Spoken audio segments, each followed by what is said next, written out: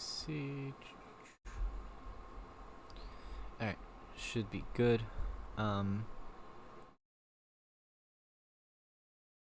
Yeah, should be good. The goal here is I'm going to go over some games that I've played on either streams or I'm going to cover the game I played against Aaron Chance at the Chicago 5K, as well as some Talishar testing games I did with Noah Clark. Yeah, that's what I'm going to cover here. I have some backup games, which would this is one game, this is 4 games, and then I've got some games I tested with James, but he doesn't have a ton of Dromai reps, so we'll see if we feel like it's useful when we get there. Where is it? Oh goodness, I have way too many browser tabs open. Open that. Grab a link here. Hey Dustfim, how's it going? Dropped a link in Azalea chat. Cool. I'm gonna jump right into it. So this was the... It's gonna be a little bit blurry. The stream was a little blurry and I'm restreaming it, but this was the winning in round 7 of the Min-Max Brawl. So I believe he won the die roll and chose first. Or no, I won the die roll and made him go first. Either way, I wanted to go second. I'm doing alright. I just got off of work and figured I had a few hours to spare, so I'll jump in and get some games in. So the first interesting thing about this game is, if you can see my hand, I have 2 Knock the Death Whistle and 2 Rain Razors. Not the ideal opening hand, but I'm ready to block with the knocks, and I'm ready to throw away Rain Razors if needed to. Just because I need to make sure that I have good tempo. He leads off with the Mage Master Boots, which is makes it look like he has a very awkward hand, but the nice part about that is we don't have to worry about the Tome of Find All heal later on in the game. He passes priority, and I cast a Rain Razors. One of the big things that most Azalea players should know at this point is, on any turn that you are planning on using a Knock the Death Whistle, you really want to have an arrow and a pitch card as well, because you get to pitch, load the arrow, and then knock, as opposed to just knock and then having to pitch for the arrow. You end up getting like an entire extra card. So there was a discussion to get rid of 2 Rain Razors. The issue would be, I don't think I really needed to. It wouldn't even be that bad to get rid of 2 Rain Razors, actually. I think that's actually debatable. I could have gone either way. Hey Andrew, how's it going? Yeah, I worked 4:15 to 2:15 today, so I got some time. So I pitched the knock. We're gonna just load the Red in the Ledger and draw. And one of the early things you're gonna want to do against Dromai is make sure that you get rid of their Wave of Reality. So clearing the wave and the Spectral Shield is something that, while it's still there, makes it a little bit easier for them to stop breakpoints, so you want to make sure that you get that cleared out. Now, I did draw into... I believe I drew into a buff, right? Yeah, I drew into the Seek and Destroy. If it was not a Seek and Destroy, I may have chosen to just fire the Red in the Ledger and try and Rain Razors it over the top and Arsenal the Knock. But because of the Seek and Destroy, and having Knock as a backup here, the goal is just going to be to try and push through this Red in the Ledger, Seek and Destroy with the Rain Razors. There's a chance that it goes through and I take all of the equipment at the same time, and that's kind of the goal here, would be to get equipment and still hit. Or even better, he chooses not to block with equipment, or not better, but another alternative is they choose not to block with equipment, and I get to save the Rain Razors and keep my arsenal.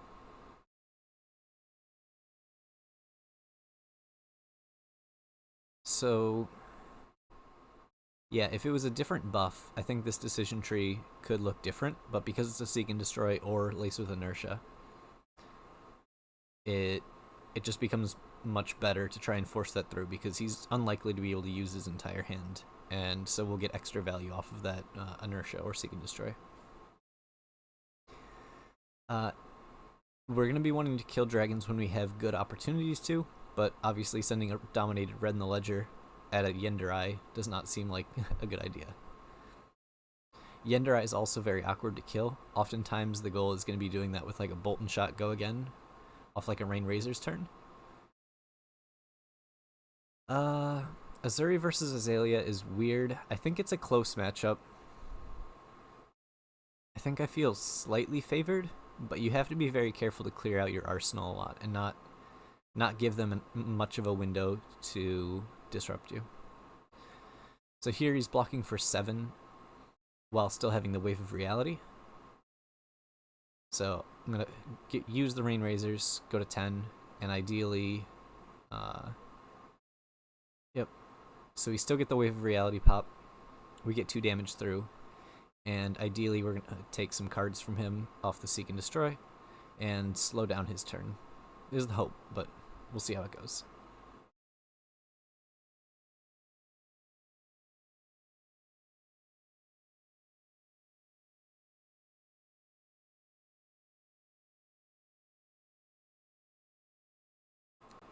Unfortunately, he's just able to develop another Yenderai, and then I imagine he's, pitch to Furnace. Ends up going +1 Ash, and... yeah, it was just printed off. I found the original art for the card and just printed it off and stuck it in a sleeve, and it looks really good. Another annoying thing here is I did draw my Popper, but because he was under Seek and Destroy, he developed a new dragon instead of attacking, so I didn't even get to use the Popper here. It looks like it was my only arrow. The hand looks like Premeditate, Ravenous Rabble, and Lace with Inertia. So what I'm going to want to do is... well, I've got 2 options. The first would be something like Rabble into just fire the Battering Bolt for 6 and Arsenal the Premeditate. Because any line where I'm playing the Premeditate, I want to use my entire hand. Any line where I'm not playing it, I want to Arsenal the Premeditate. Just because of this, I have 1 float. If I see another arrow on top to dominate, then that becomes a better target than the Battering Bolt. So that tells me I want to play my Rabble, because firing this Battering Bolt's kind of awkward right now, so finding a better arrow would be ideal. So I want to play the Rabble. Then the next question is, do I want to put more on hits on the Battering Bolt or not? And because I'm potentially dominating, but maybe not, it's hard to explain. But basically, the decision tree here comes to, I want to play the Rabble, and because I'm attacking twice, I want to play the Premeditate to threaten the Ponder token, which then means I'm emptying my hand.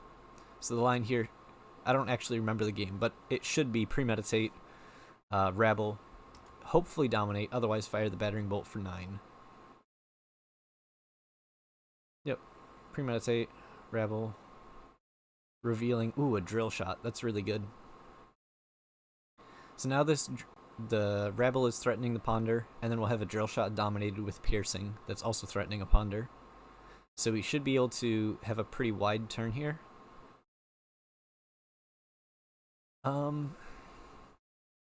There's also an interesting decision tree here. If he chooses to let the Ravenous Rebel hit, there's a discussion to killing a Yenderai with the Drill Shot, since it would only be coming in for 7. But 7 dominated Piercing, threatening equipment. No, I think I'd rather still send it at his face.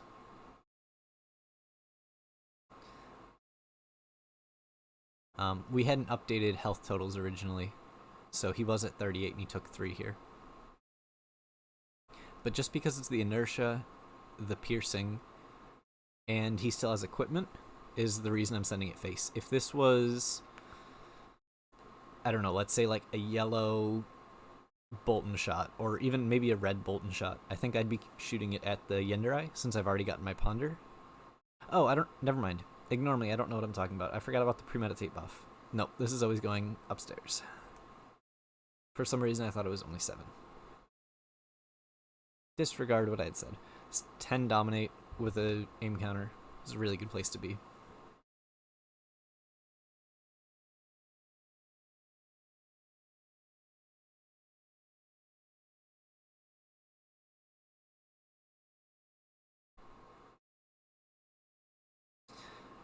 So typically Yenderai sticks around until I can pop it.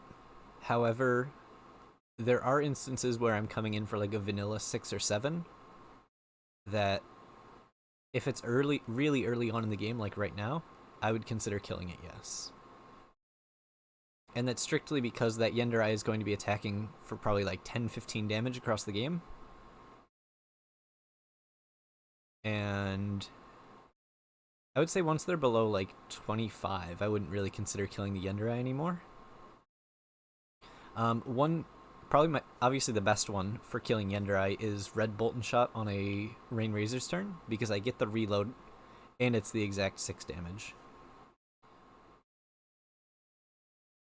But yes, this deck is able to go wide enough to keep the board under control that I don't have to be like, I don't have to just ignore.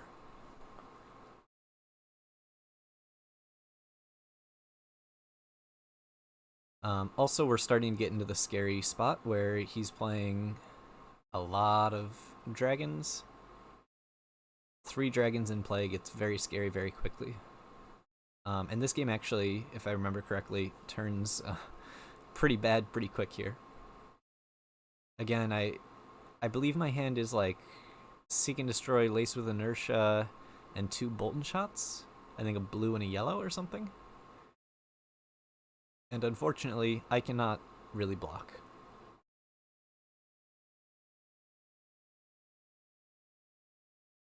As soon as you start blocking dragons, you're conceding. You're basically conceding against Dromai. I feel like you just lose so much tempo and can't clean up the board. Yes, there's an Enlightened Strike in Arsenal. I'm also coming up on my Tunic turn, so I take the Kyloria hit. But if I remember correctly, this turn was like really good. When I'm on Tunic and have a bunch of Bolton Shots and E-Strikes and stuff like that, it's beautiful.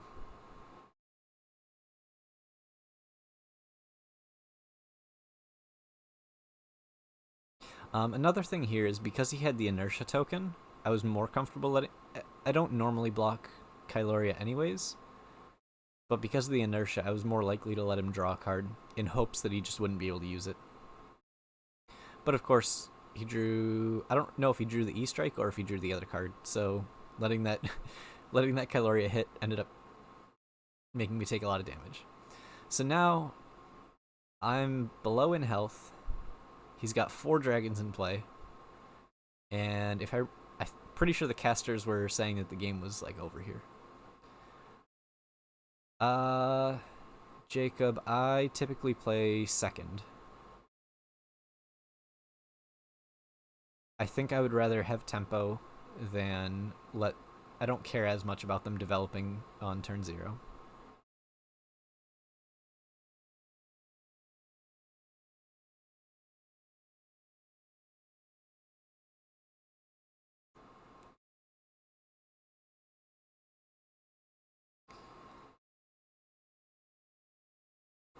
Yeah, so I think it's 2 Bolton Shots, a Seek and Destroy, a Lace with Inertia, and I don't remember what was on top.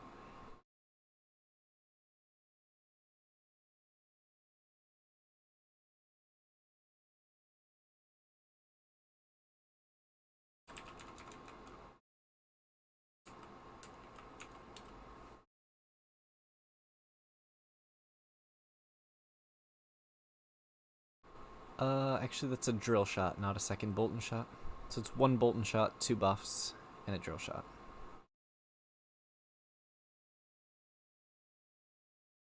So E-Strike, draw a card, and then snaps. I don't remember what the card is that I saw, but I had a good reason for that. Oh, I saw a second Bolt and Shot, that's what it was. So we burn the snaps and bracers to kill those 2 dragons. And we get to Tunic, Death Dealer, loading a Drill Shot. Oh no, it was a Glide Path that I drew off the E-Strike. That was it.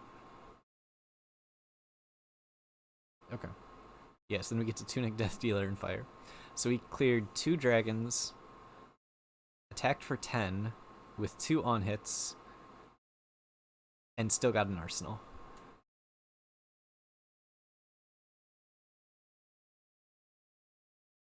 It's a pretty good turn.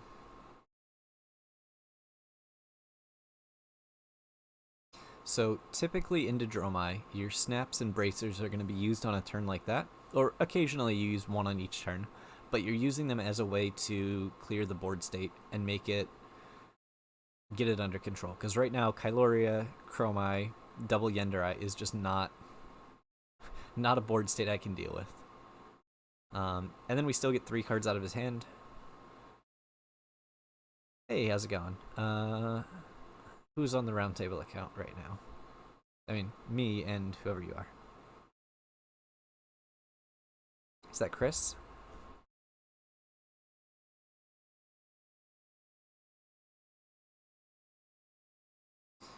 Oh, and then I drew the popper for a Yenderai, which is typically how I end up clearing Yenderais, because they're annoying. I don't have good recordings of Oldham games right now. So, like, this game is against Aaron Chance, a very, very good Dromai player. Just very good player. One of the best in Canada. And then my second set of games that I have to review are going to be against Noah Clark, which is also another top player in Canada. So, I don't have recorded games against good Oldhams right now.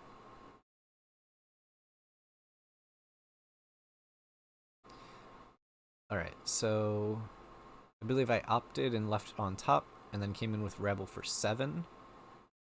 And I did send this at Dromai, because I want to make sure that I get the Ponder token.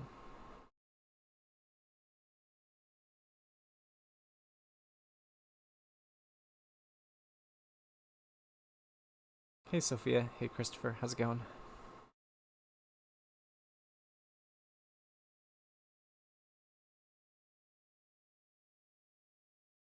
So interestingly, he takes 7, which could mean one of 2 things.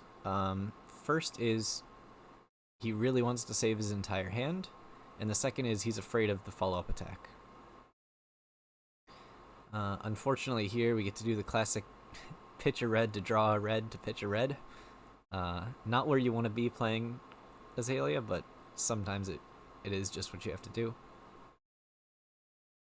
So we're just coming in with the Remorseless for 5 here. But I've already gotten the Ponder from the Ravenous Rebel. So I'm still going to get to end up with an arsenal.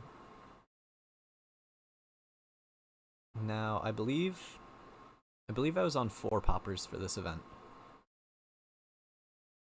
So I do still have technically 3 in the deck, but I've sent 1 to the bottom. So there's 2 I'm looking to draw.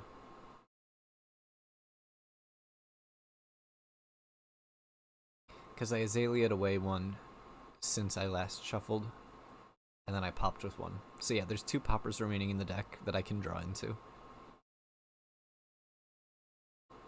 So we get the full 5 card, or the full block, I guess he blocks 6, but fully blocked. I get my Ponder Arsenal and draw back up. Another nice thing is that I haven't drawn any Codex of Frailties yet. So I still have that kind of power card waiting to draw into. So again, no blocks on the dragons. It's not really something you can afford to do. He plays Double Sigil Arsenal. And the fact that there's only 1 dragon in play, and he ended up losing 1 health on that turn cycle, was pretty good. Another thing to note is that I'm down to just 1 Rain Razors left in deck. So that does make my kind of cleanup turns a little more difficult, so I do need to make sure that I'm killing him as soon as possible.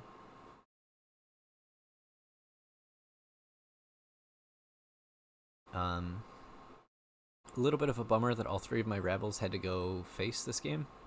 There weren't dragons for them to clean up.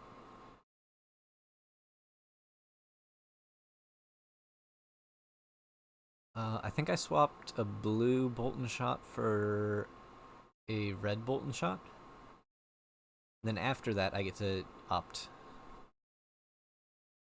Now, this is 7 dominate, which there could be a consideration to fire to Yenderai, but because he's at 20 and it's dominated, this is ideally, he's also out of armor. I've seen 2 sigils. It's like just past the point where I'd clear the Yenderai. If, say, he had like armor and was at like 27, I would consider killing the Yenderai here. But I think we're just past the point where I want to do that anymore. And then we get to just end on an E-Strike draw card. So that ends up being, what is that, 16 damage? Yeah, 4 cards, 16. It's quite good.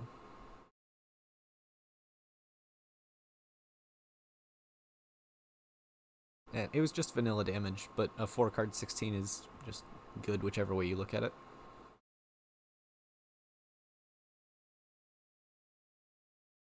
I guess 7 of it was dominated.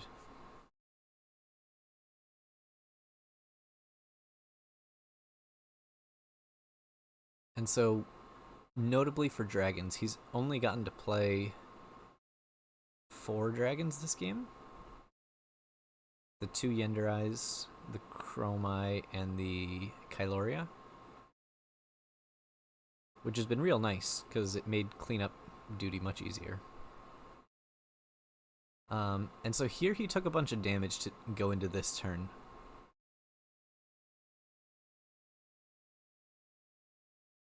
Which is scary. Vincerikai, no Phantasm, coming in for 6, threatening an additional 3. And so here I'm doing the math. This is technically threatening 9. So it's 9, 2, 3 is 14 damage, and I'm at 17. Which means if I commit to no blocks here, I'm basically saying I need to kill you next turn. And so my hand is Red in the Ledger, Remorseless, Bolt and Shot, and Read the Glide Path, I believe. I don't know what color Bolt and Shot. I think that's a yellow. It's a bit tough to tell in the video. But the hand just really isn't that good. I don't think it's good enough to say I'm winning the game on this next turn. Another thing to note is, again, like I've said, I haven't seen any Codex of Frailties yet. And I've gone through almost half my deck. Counting my opponent's grave, I don't see anything special there. But I know I'm coming up on these Codex turns. I know I'm coming up on these... I don't know where my last Rain Razors is. There's still 2 more poppers I can draw into. Granted, the Miragai is in play, so they become a little less effective. So the decision point here is, am I blocking out this Vincerikai, or am I killing him next turn? And I don't remember what the arsenal was, but the conclusion here is that my hand is not quite good enough to kill him. So I'm going to look to block out this Vincerikai with the 2 extra arrows, and then I'm going to take like a medium turn and make sure I kill the Vincerikai. I'll maintain probably 12 health. And then we'll try again the next turn. Because it's unlikely that he'll be able to threaten the full 12. So I should be able to get to another 5-card hand to try and close this out. But this was a difficult spot, because you need a very good reason to block dragons here in this matchup. And unfortunately here it was buying me way too much extra time to where it was worth it. And then I just take the other dragons, going down to 12, like I mentioned. Then he plays the dust step at the end, which was the other thing that if I committed to no blocks, I would have had to block at the end. I would not be able to live through that. And that would have been real bad.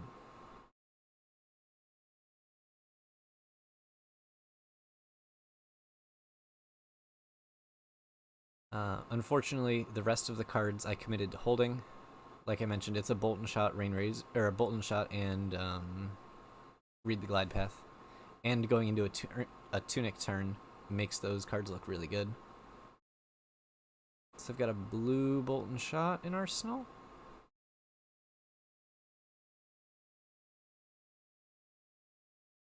Looks like.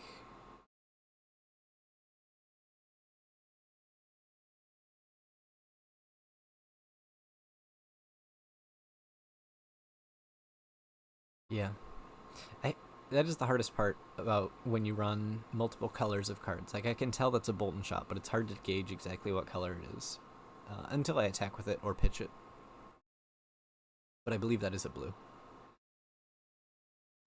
Yeah, I think I went into the tank quite a bit on this turn cycle because it's getting to the stage of the game where he's got 3 dragons. I either need to kill him now or I have to do some cleanup duty. Or play for drawing a popper.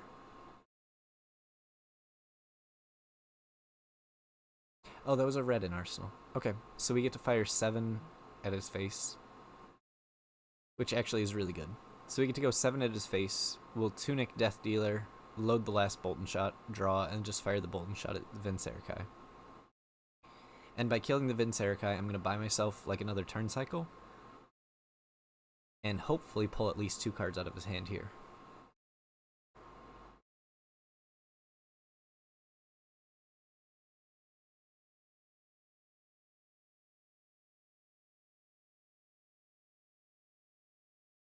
Yeah, Tunic to Death Dealer is one of the more powerful things you get to do in this deck.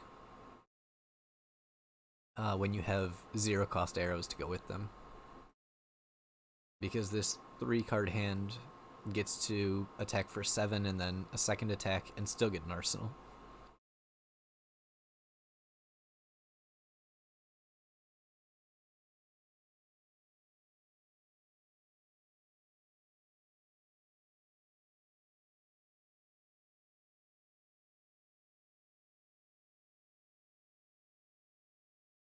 Sweet, so we get the full 7 block. And I'm pretty okay taking cards out of his hand here. I'm just looking to buy another turn. And then, I don't know if that's yellow or blue, but we're killing the Vincerikai with it.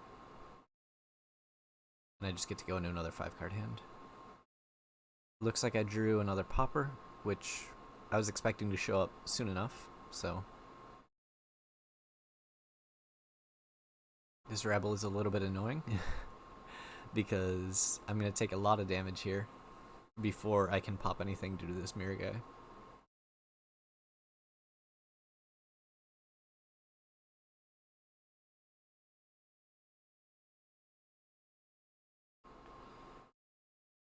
Now, I do have this.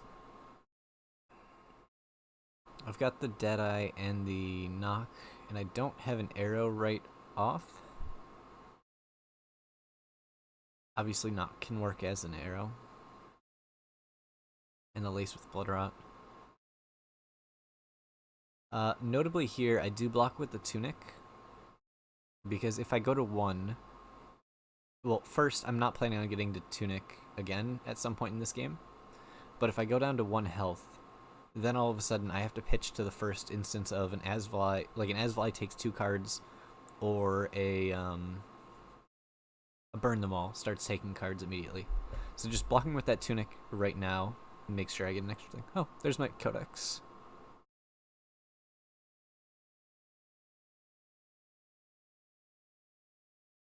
Looks like I got an arrow on top.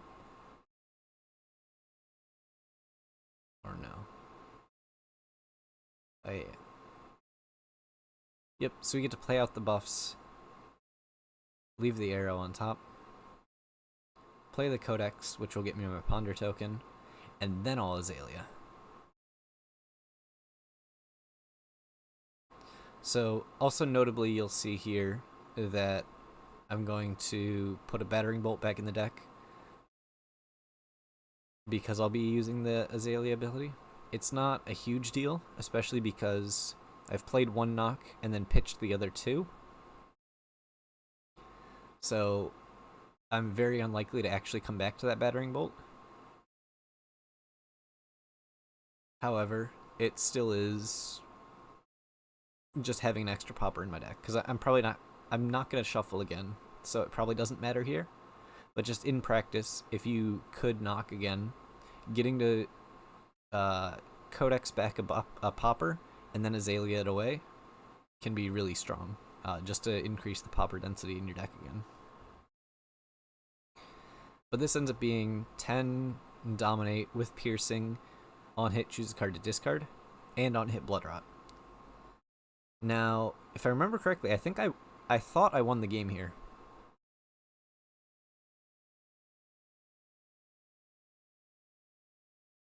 Yeah, I was pretty sure I won the game here. I did not actually win the game here, but this takes him to 2. Gives him a Blood Rot, notably. And now I get to look at his hand and try and find a blue. So if he had a blue in hand to pay for the Blood Rot, I could take it away. Now, there's no blue in his hand. The assumption is he's going to die to the Blood Rot, so we're just going to get rid of the Azalea. Because the Azalea demands cards a lot faster than anything else in his hand for me. I also get to put the -1 on the Furnace, which doesn't matter a ton, but does a little bit. And so here the assumption is he only has 2 resources, he dies to Blood Rot, and we win the game.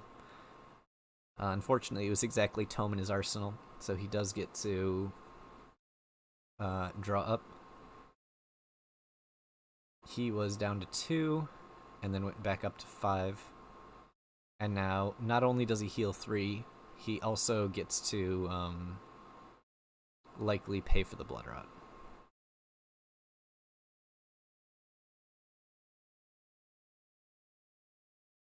That said, because he had to cast the Tome, he didn't get to attack, which means I get to hold my 5-card hand here.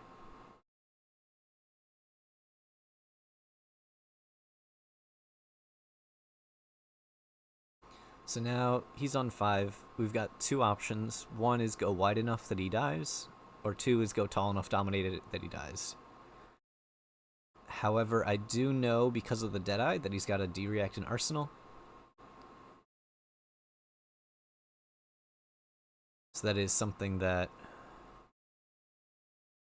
I need to keep in mind here. That going tall may not be enough, and I may need to go wide. Yep, so we see the premeditate here. I'm going to pitch to Death Dealer. Obviously not dominating this turn, as I've already used Azalea to get rid of the Spire Sniping. Unfortunately, I drew my final popper, which is going to have to go straight to the bottom. Well, it's not. From my opponent's perspective, there's 2 more poppers in my deck. 1 to 2, depending on if he knew how many I was running. But he's only seen 2.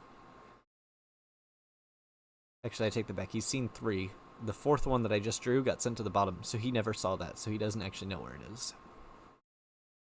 But here, this gets to come in for, I believe, 5 into, what is that, 11?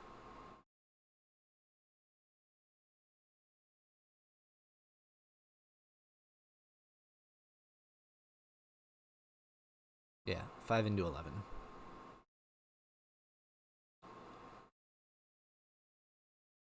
Which will be close, but again, not quite enough.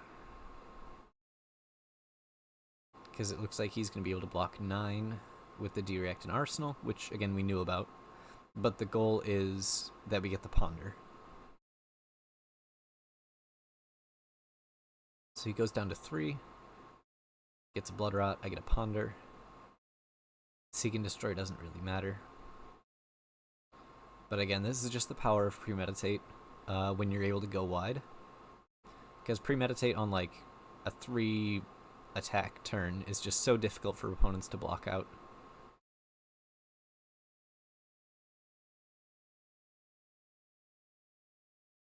Sadly, he does get to attack for 3 here. So I have to give him a card. But we're just going to look to go tall on this next turn.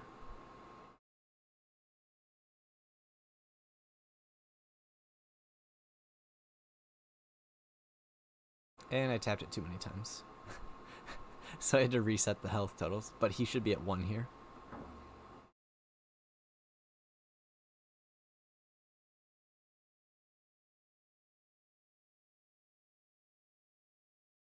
And I'm on 2.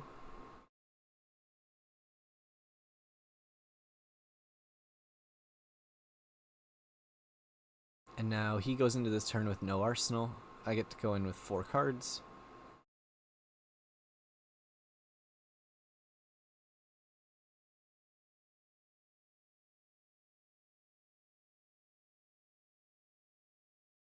And I don't know what color bolt in the shot that is, but this hand is quite likely to be able to take 4 cards. The problem is 4 cards is not enough. I have to take 5 cards, or I have to kill him, I guess is the answer. It was not something good on top, so unfortunately I had to bottom it, and we just have to go with take 4 cards and move on. So the hand is a blue, an infecting shot, a buff, and a bolt and shot and arsenal. If I just buff the bolt and shot, load the infecting shot, and fire the infecting shot, that's 5 into 5, which is always pulling 2 cards from him, or pulling 4 cards from him, with the chance of drawing a card that pulls an extra card out of his hand. If I draw a buff, or a Codex of Frailty, or like I guess there's no more Rabbles, but whatever it is, I get Arsenal. I get to try the 4 card hand again, because it'll be an Arsenal, but then I'll have to give him a card to Yenderai.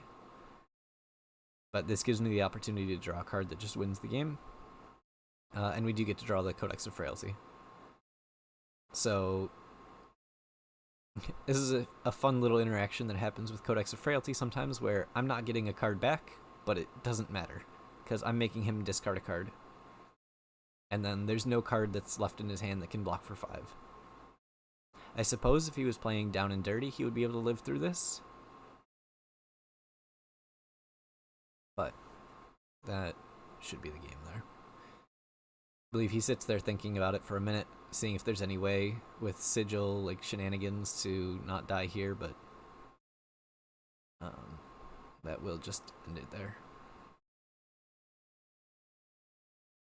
Alright. Next one. A game where we can actually see better. This is a 4-game set that I played against Noah Clark.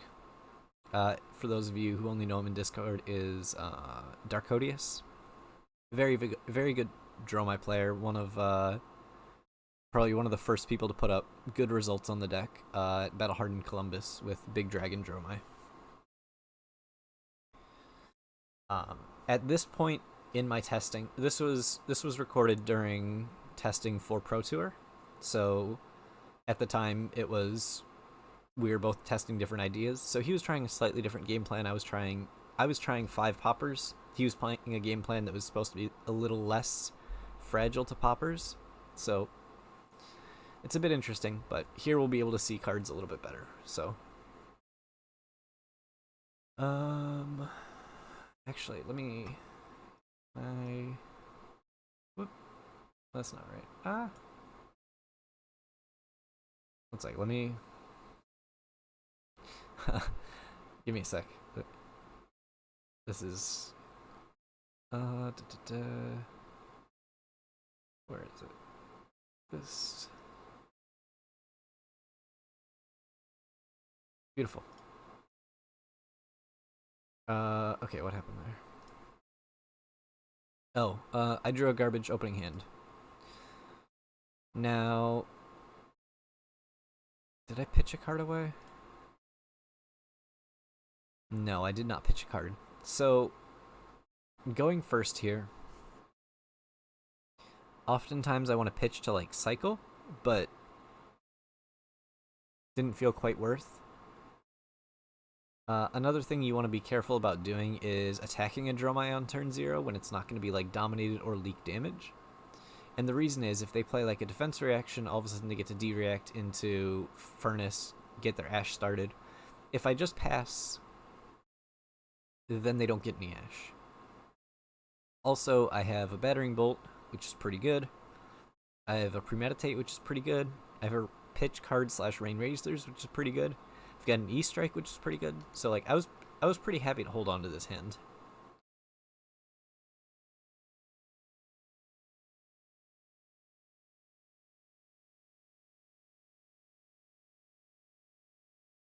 And we drew a blue. It's pretty good.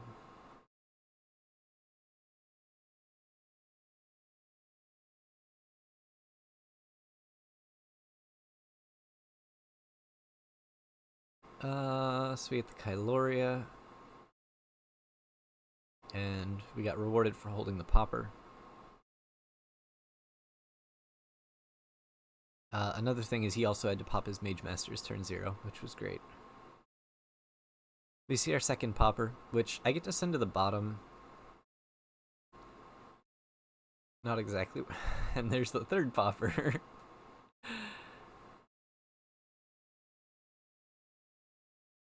Oh, this is so awkward. So, normally you want to use your entire hand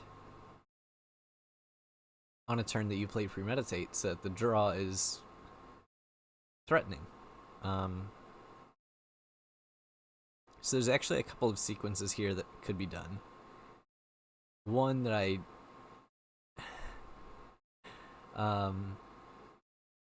one of the bad ones here... Actually, okay, there's a handful. So, first option, probably the most straightforward, is E-strike 5 draw... E-strike 5 go again into fire the Spire Sniping for 6, and hope that one of them hits. We get to draw the Deadeye, arsenal the Battering Bolt, leaving the top 2 cards in that order. Against something that wasn't Dromai in this situation, I would also consider leaving the cards in this order: E-strike draw a card, and then Azalea in the Battering Bolt dominated. Sorry, E-strike draw a card snaps, Azalea in the Battering Bolt. And that could be a little bit cute. That pushes 3 extra damage, but I lose my snaps, but it is dominated.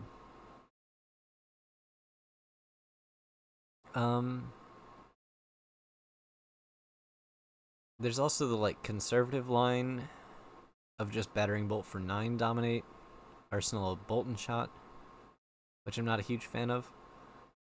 I think I'd rather sandbag the turn.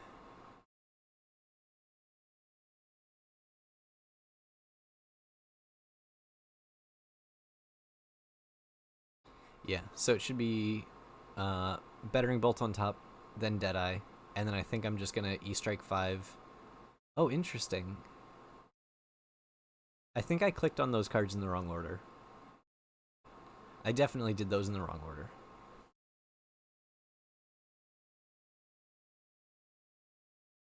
Because right now, I left the Battering Bolt on top, as opposed to the Deadeye, which means if I get a Ponder here, I'm in a bad spot, because then I'm arsenaling a Battering Bolt.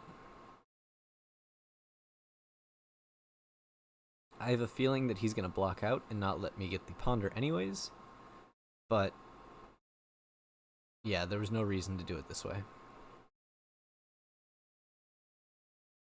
Yeah, because we get the wave here, he gets the Spectral Shield, and we move on. So I didn't get punished, but there was no reason for me to do it that way. This hand sucks still. Okay, this hand's real good now.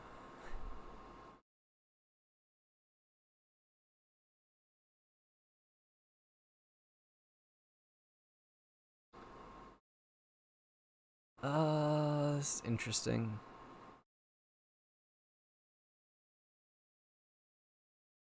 So I agree with this part of the line so far.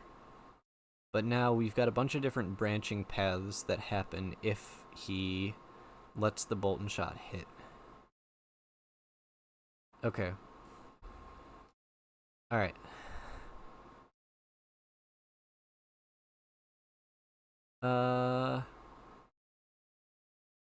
Yeah, what was the change that made me say this hand's great?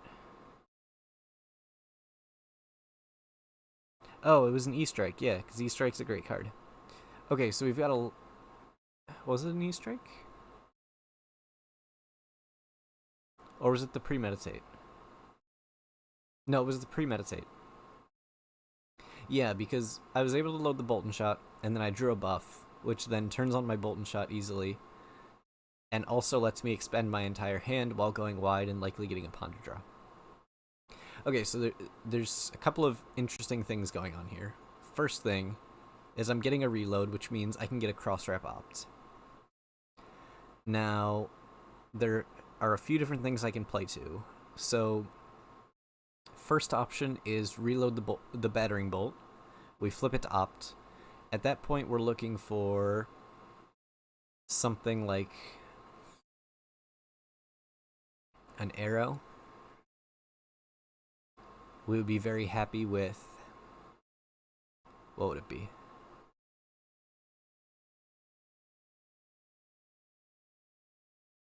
We would be pretty content with most arrows, because then we'd get to Azalea in, give it an aim counter if we wanted, pitching the Deadeye, fire it. If it's a 0-cost arrow, we could Azalea it in, and then E-Strike go again into fire the arrow.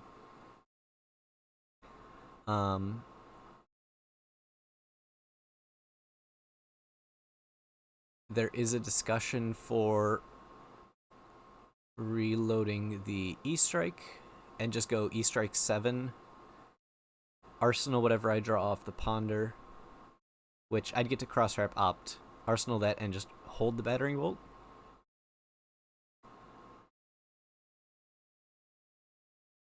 Yeah, I think those are the two branches. Is one, we try and greed and get the full value out of this Ponder, which would be reload the battering bolt, and then cross-wrap opt with it, try and find a playable card with it, and be able to dump the entire hand.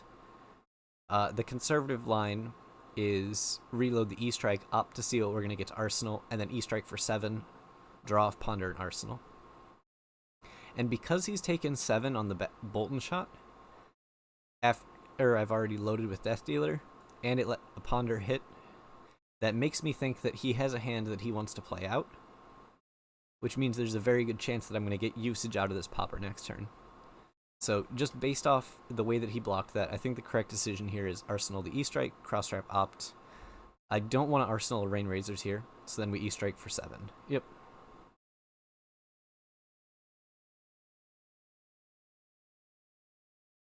And we get to Ponder, Arsenal that. Beautiful.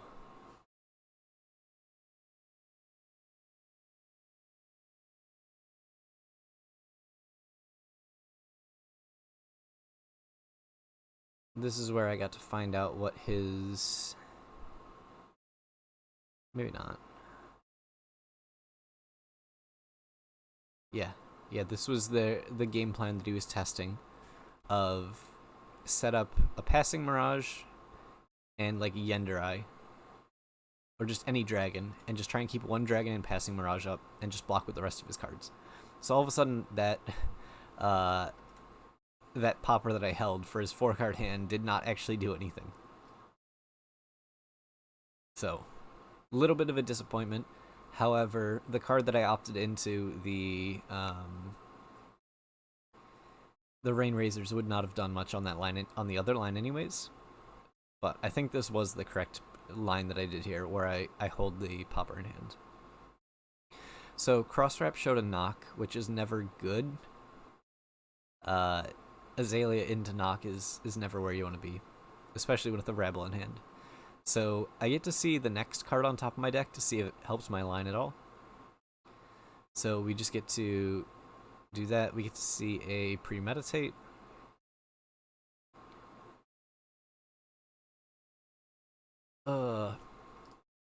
Man, if this, if one of these Bolt and Shots was yellow, this would have been much better. Because then I would be able to Azalea in the Premeditate, play the Premeditate, pitch a Bolt and Shot, load a yellow Bolt and Shot, draw a card, send that Bolt and Shot into the Yenderai with on-hit go again, or sorry, on-hit reload, and then get to fire the Battering Bolt at the end. But because these are blue, they don't quite kill the Ender Eye how I would like it to. Yeah, I've actually been enjoying the Dromai matchup quite a bit.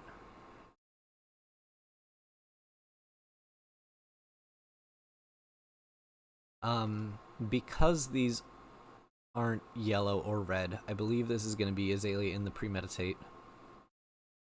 Pitch to Death Dealer. Am I loading the battering bolt? I think I'm just loading the battering bolt and being sad about it and just firing battering bolt as tall as I can get it.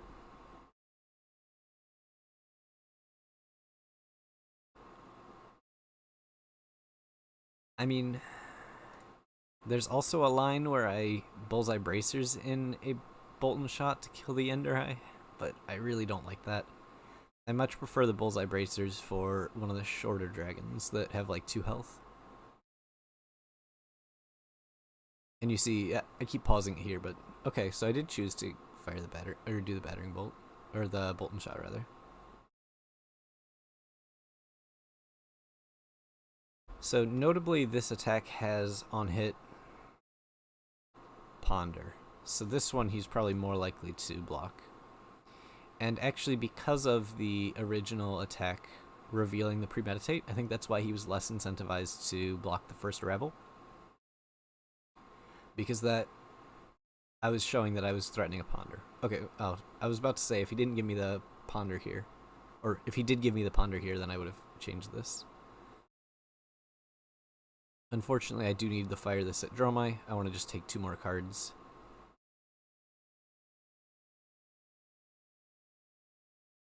And yeah, not happy with this line. Oh, man, I was greedy. Okay, I respect this line. So the theory here is my Ponder wasn't doing anything. Or sorry, my Popper wasn't doing anything because he wasn't going to develop more than 1 dragon. I had the 2 float, so me being able to bullseye bracers in the battering bolt translates to potentially just straight 7 value on the bullseye bracers. And getting 7 value out of bullseye bracers is pretty good. Yeah. And we drew a Popper that isn't active again.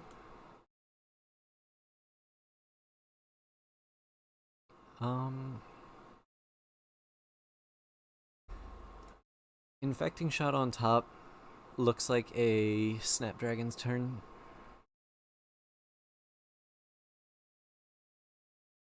So I'm looking at Azalea in the infecting shot, pitch to give it a... Well, actually, I guess there's a couple of sequences here. We Azalea in the infecting shot, give it a name counter pitching blue, fire it for 6 dominate, threatening a blood rot, snaps, I've got 1 float. Then I could just load Death Dealer, load the infecting shot, draw a card, and then I pitch the card I draw to fire it at Passing Mirage, potentially, and then Arsenal the Bolton shot, hold the Popper. It's a reasonable line. I'm not that happy with it.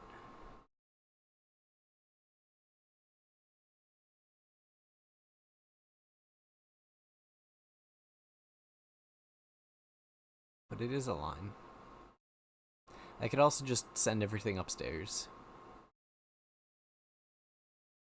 and pitch the Spire Sniping and the Fighting Spirit.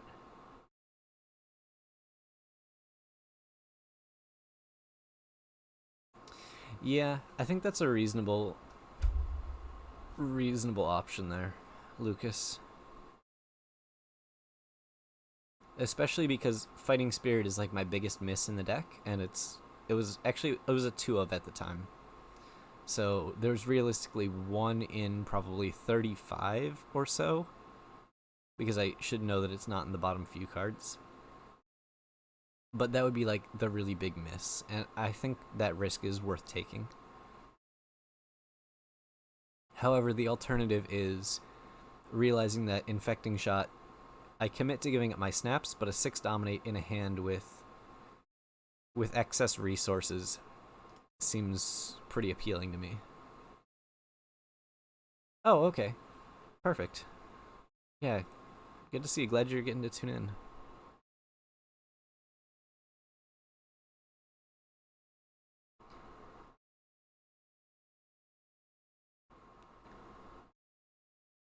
Yeah, so the blind has like a higher ceiling, but I also risk hitting something like a yellow Bolton Shot.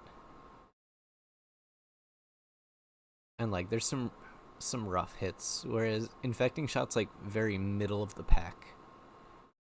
It might be slightly below average because all the buffs are just so much higher. Especially because I have a yellow Bolton Shot in my hand that I would have the option of clearing the Yenderai. I don't know. It's difficult.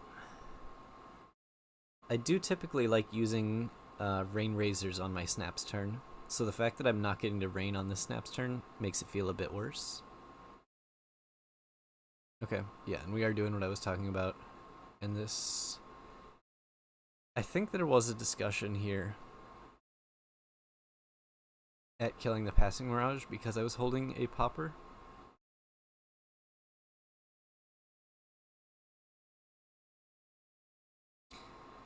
Yeah, I think I prefer that. Ever so slightly. But the Popper works out fine here. It's not great. Would have been better if I could stop the first attack, but it works out. This is just a very clean hand.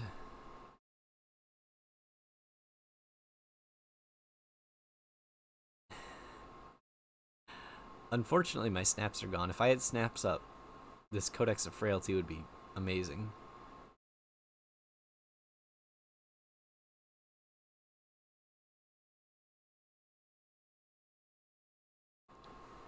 Now I sit here and think about top or bottom, which I should not be doing. I've already committed to leaving it on top.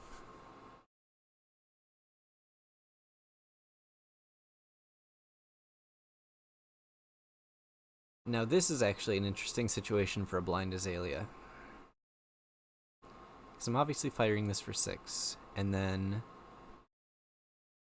we Death Dealer in the Remorseless and draw the Codex. And Blind Azalea, if I hit a buff, is just incredibly strong.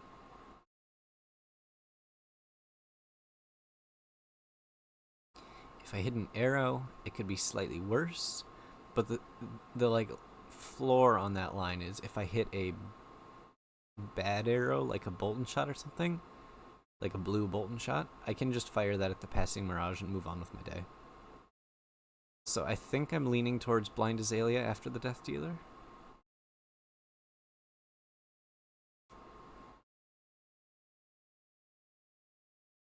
Nope. Interesting. Yeah, I think the Blind Azalea was the play.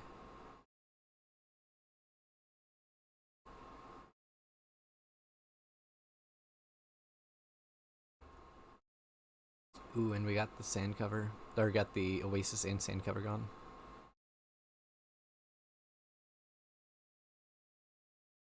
Yeah, because now I drew a hand of like all arrows and I have Codex and Arsenal.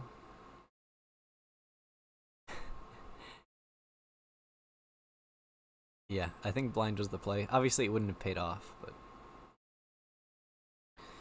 Oh, I think I remember this turn. It got super awkward here.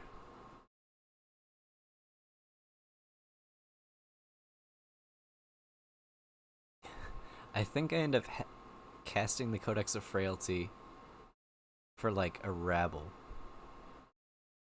and having to discard.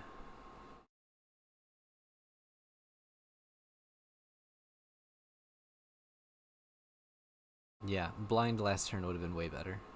Yeah, because now we just have to discard. Oh, it feels so bad, but I think it's the red Bolton Shot.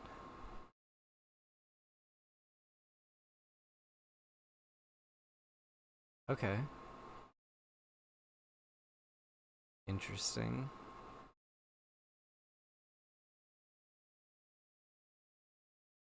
Okay, what was my decision tree there?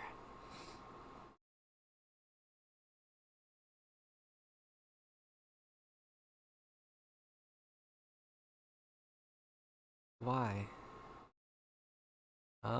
Okay, so huh.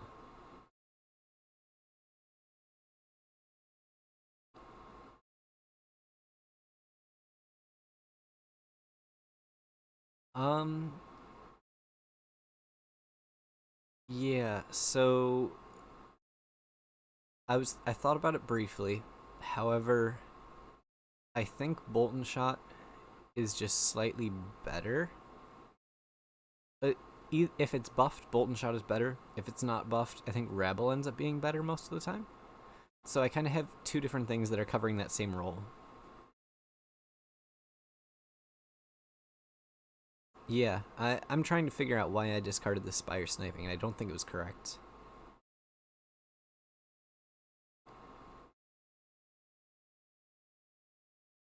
Yeah, and now I know there's a Deadeye on top, which even more so tells me that it was incorrect. I think my thought process was something along the lines of thinking that because I have the Tunic resource, if I saw something, or I thought that there was something I could see off the top that would make the Bolton Shot load better. And then because I'd get to Rabble and see what I was going to draw, I would know which one I wanted to load and how I wanted to continue. But I think holding the blue ended up just being better. Because I want to use my entire hand here.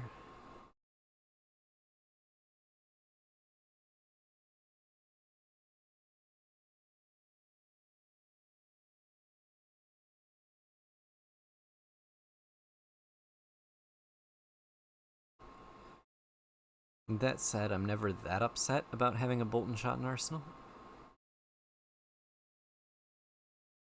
But I'm a little bit upset about not getting my Ponder value.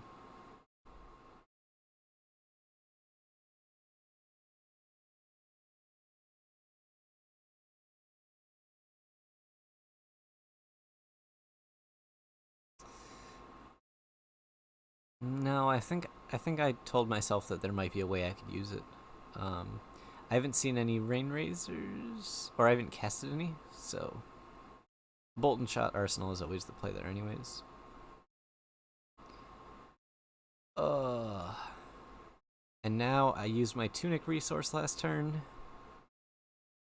Wait,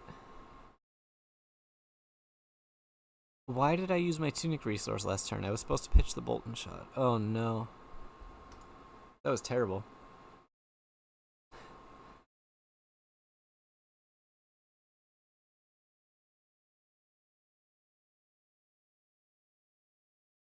Alright, I think the line is leave the glide path on top, then we just go Rabble, Bolton Shot for 7 into E-Strike 5 draw a card.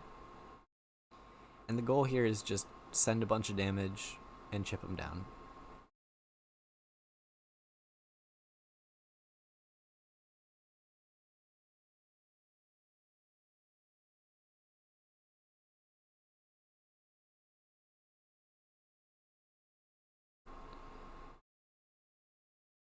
I'm trying to think why I would glide before the attack.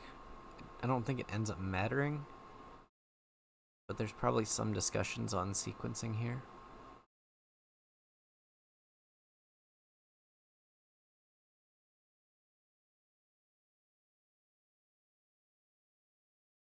Uh, I think I'm supposed to fire the Bolton Shot prior to the Rebel.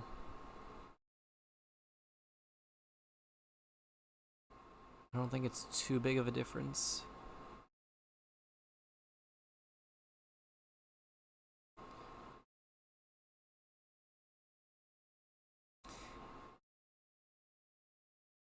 Yeah, Definitely Lucas. There was a line with red in the ledger for 11. The issue is I'm pitching 2 cards on that line.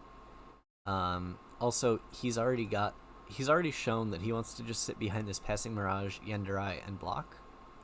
So red in the ledger for 11 not dominated is not good, especially when compared to like a 16 damage line. Yeah, exactly, Sophia. Rabble first gives my opponent more information, so I think it's supposed to be Bolt and Shot first.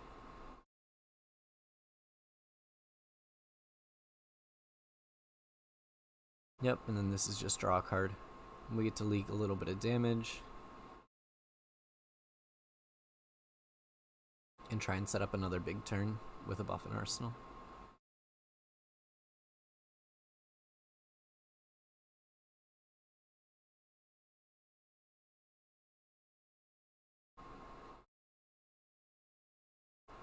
Okay. Glide Path and Arsenal, Bolt and Shot on top.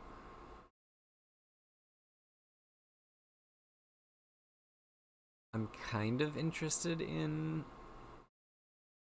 just a Bolt and Shot for 12 Dominate with Deadeye proc.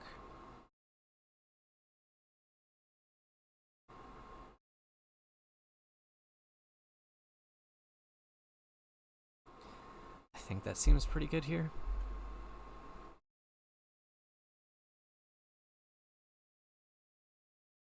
Yeah, he's only on 15. And whenever you're able to get a Deadeye proc, you should just be taking it.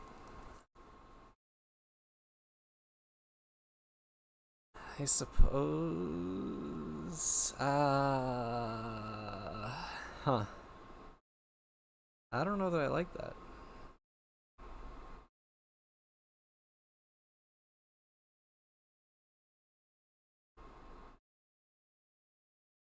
Interesting. Okay. 1 more damage in Deadeye proc or the Red in the Ledger effect. I think the Deadeye proc ends up being more valuable because I can pull the most valuable thing out of his hand. Oh, okay, actually, the flip side here was that very early on in this game, I had bottomed 2 of my poppers. So there might have been a discussion for knocking to try and shuffle that back in. But I'm trying to think of how far down in my deck those would be at this point. It's probably somewhere at the midway point, but...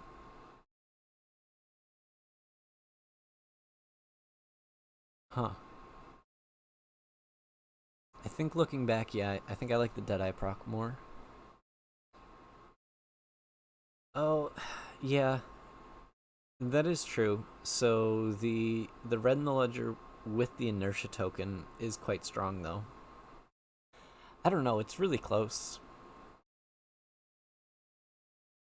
The issue, yeah, I guess the issue with those 2 poppers is that they're like basically stacked on top of each other prior to shuffling, and I don't want to see them together.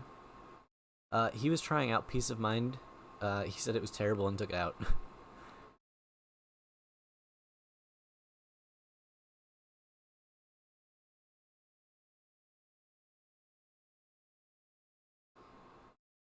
Yeah, sadly.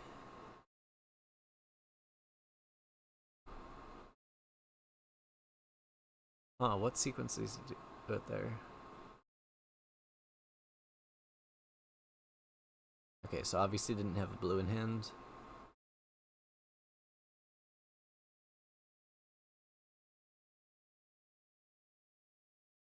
This is one of those awkward hands where because I don't have bracers, I have to just throw all the buffs on the Bolt and Shot and hope it connects.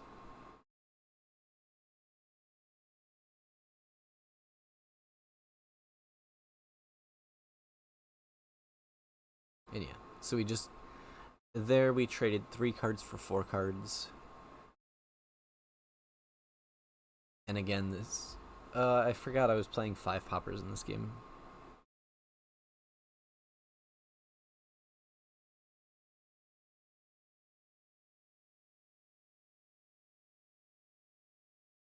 I believe I am... No, it doesn't matter on the aim counters. I can't get these cards out of my hand.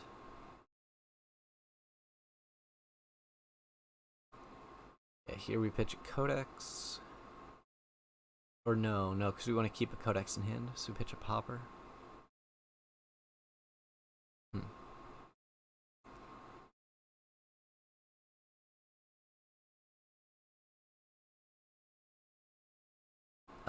Deadpool, you're talking about that line where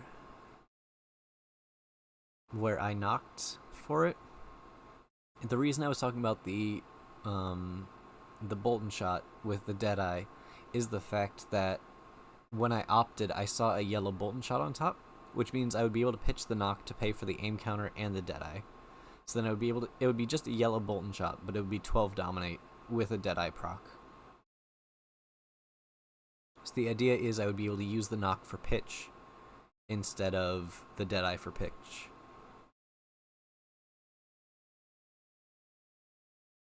So it would have been slightly higher damage. No, you're good. I mean, that's why we're here. We're trying to figure out what the different lines are and how they compare. And so here I get to keep a Codex in hand, which is nice. He takes one here and the Seek and Destroy.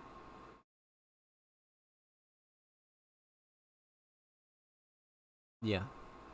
This game was part of the reason why I've moved back to 3 to 4 poppers. I'm unsure which one I prefer.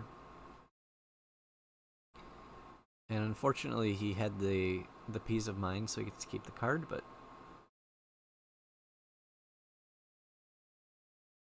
oh, this is quite good. So we get a triple arrow turn here. Sadly, they're not the best Bolton shots, but they're still Bolton shots. So this would just be Azalea in the Bolton shot. Fire at Rain Razors, it's 4 dominate. Then we specifically pitch the battering bolt to load the Bolton shot and draw hopefully a buff. Fire that, and then we get to play the Codex Tunic into something else. So it's looking like nothing crazy, just 16 right now, with the potential of being 19 with an Arsenal and Disruption.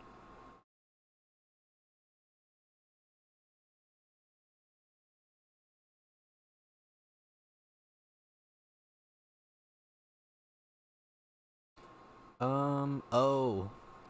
I forgot about this line. This line's so much better. It's a bit greedy, but it's definitely better.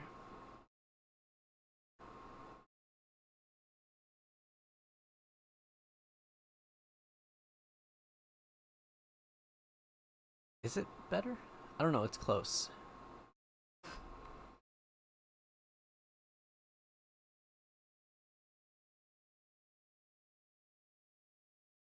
Yeah, because this line would be insane if I had my bracers up. Sadly, I did not. But now I know that I'm drawing another Bolton shot, so I get to fire this. It's a little unfortunate if he blocks it.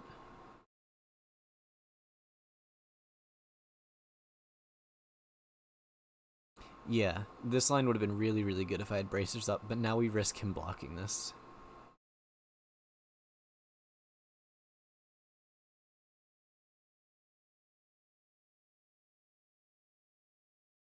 Yeah.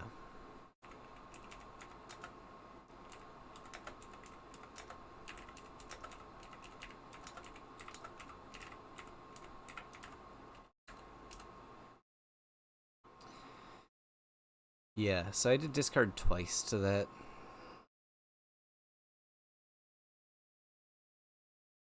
But we did leak a bunch of damage. And also, notably, I did end up getting a Seek and Destroy as the draw. So the other line that I was talking about would have been a little bit better.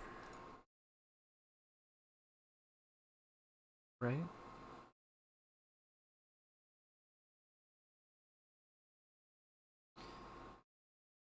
Alright, so we just found a red in the ledger on top.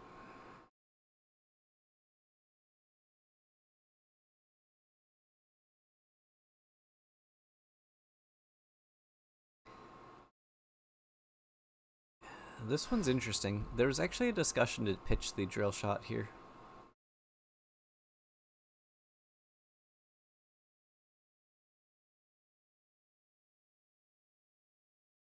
But I believe that is game one. And again, he was trying... Oh, no, it's not game one. He's trying to be much more defensive on this line. And you'll notice I'm getting close to fatigue. So I'm like really running low on gas here. And I think he misclicked on what he was syncing. And then immediately played the sand cover and couldn't undo it. So we had to rewind a little bit.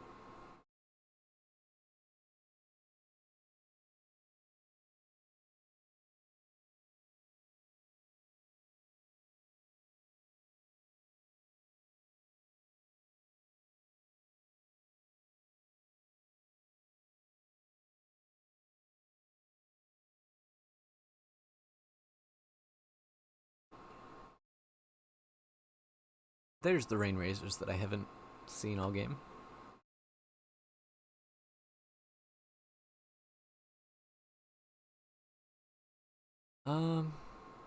Yeah, a little bit. I think he was trying to sink into that blue.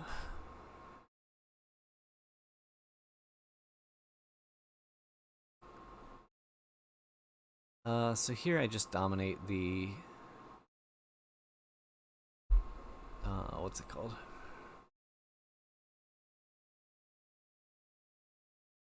I just dominate the spire sniping. I think I've seen enough Oasis and whatever. So I'm like, whatever. We're just gonna fire this for the 3 dominate and see what happens.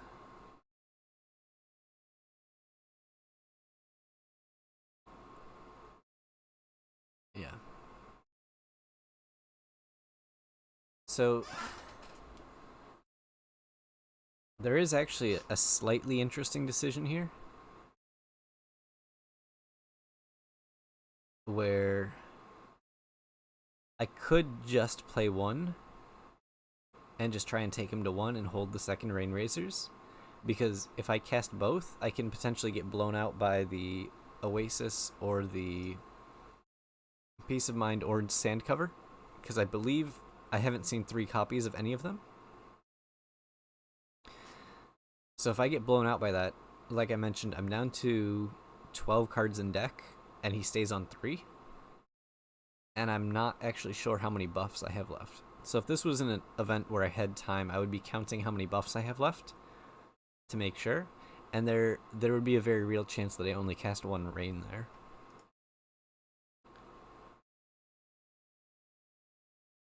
But he doesn't have it there, luckily. Because I'm definitely risking just kind of losing the game if he has it. Because I'd be too low on buffs. Hopefully I click on my deck here. Nope.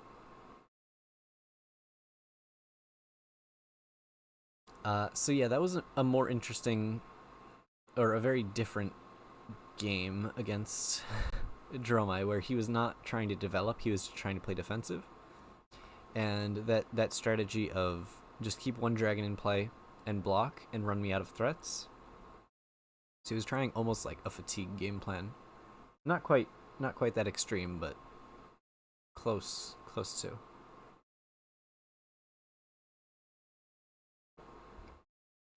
I believe he changed some things in the sideboard here. So we see the Seeker's leggings instead of the Mage Master boots.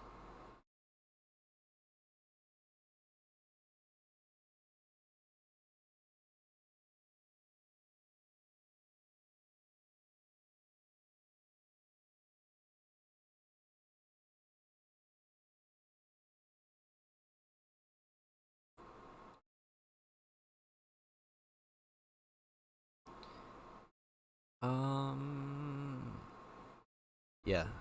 So this is a weird line, but it's gonna be Ravenous Rebel at him to see if I have a red on top. If I do have the red on top, then we get to just E-Strike, go again, Codex of Frailty, Rebel back, Rebel into the Mirror guy. If it's not a red on top, then things get a little little dicey. Oh, that's difficult, actually. If it's not a red on top, I might have E-striked go again at the mirror guy. Because then after I cast the Codex, I have a chance to opt a card to the bottom, but there's no guarantee that I'm going to hit a red. And I really can't afford to risk Rabble not hitting red on this mirror guy.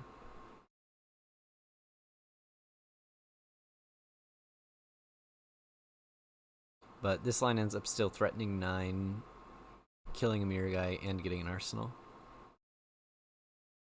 So that's 3 card 13, because Codex is a good card.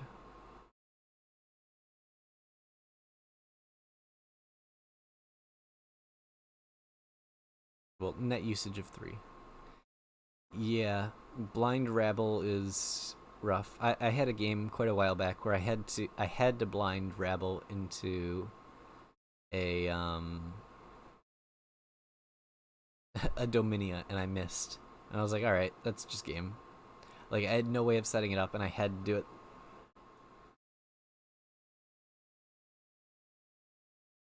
Yep, obviously not blocking here. We want to see what else we got. And I'm very happy to pop an Ashwing here, because that's going to be a lot of health saved across the game. Not to mention this 3 health saved this turn.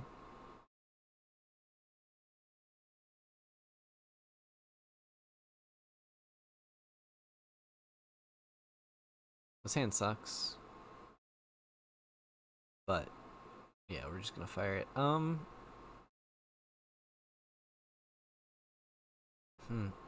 trying to think. There might be a slight argument to hold the Remorseless instead of the Drill Shot because my Tunic's coming up.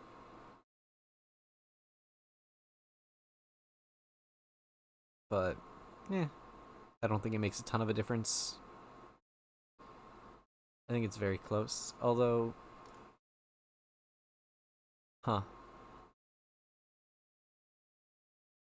yeah, because the Remorseless becomes good if I draw, like, a blue with a Rain Razors and an additional arrow.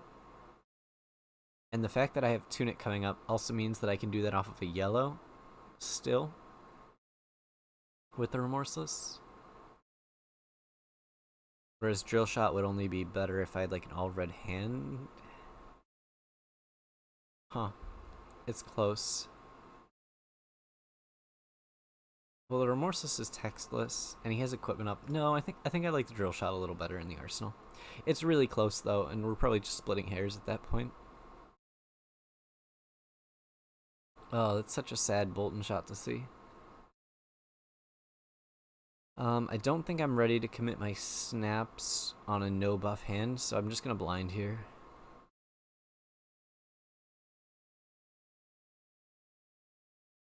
Should be pitch infecting shot. I think I'm loading Bolton shot to clear a... Oh, that's interesting now.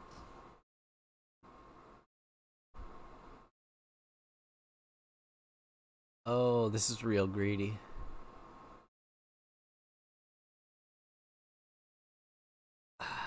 Okay, so we have 2 options here.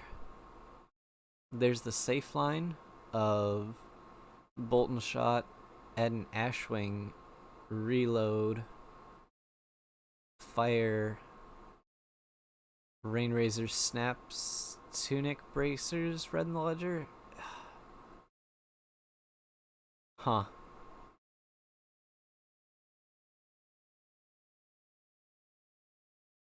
Because I'm kind of banking on the reload if I want to burn double rain.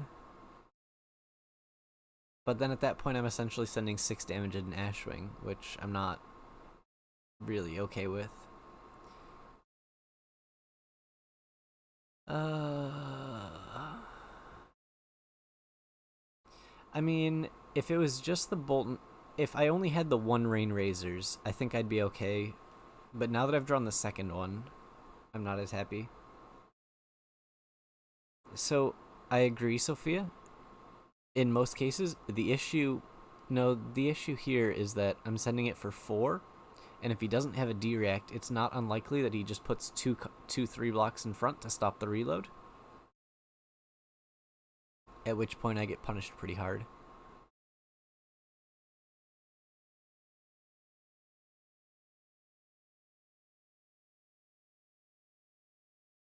Yeah, or in this case, it didn't end up mattering too much.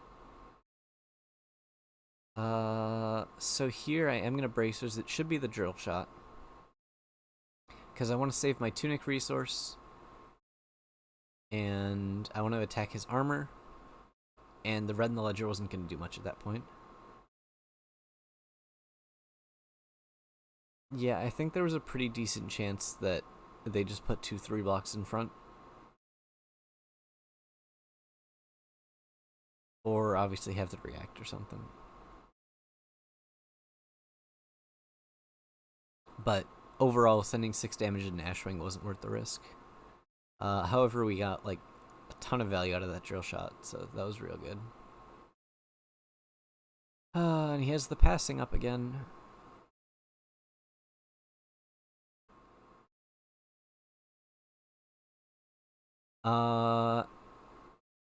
I did not have a way of loading the red in the ledger because the drill shot was blocked. Yeah.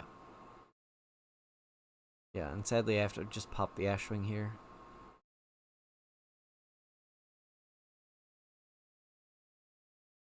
Oh, this is real good. Because I saw the glide path on top, we get to Azalea in the glide path. Pitch the knock. Sorry, Azalea in the glide path. Play the glide path looking for a buff. Pitch the knock. Load the drill shot. Fire the drill shot.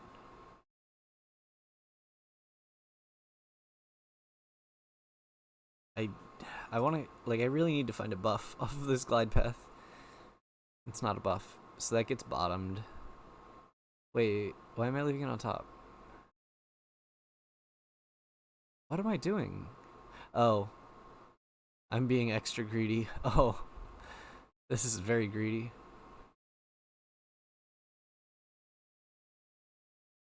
I don't like this. So, the line that I'm taking here is going to be Bolton Shot into Necria. Reload the Remorseless, fire the Remorseless, snap the Remorseless, Codex, shoot something else. The issue is, yeah. So that line, I kept the Remorseless saying Remorseless is fine for this job. And while it is actually fine, there's so many better hits. Like, if off that glide I see, I don't know, a buff or a rabble, and the thing is, any red arrow also does the same thing. So, like, the only real misses would be something like, I don't know, a knock or a popper. I think this, like, the average, I think Remorseless is, like, at or below average.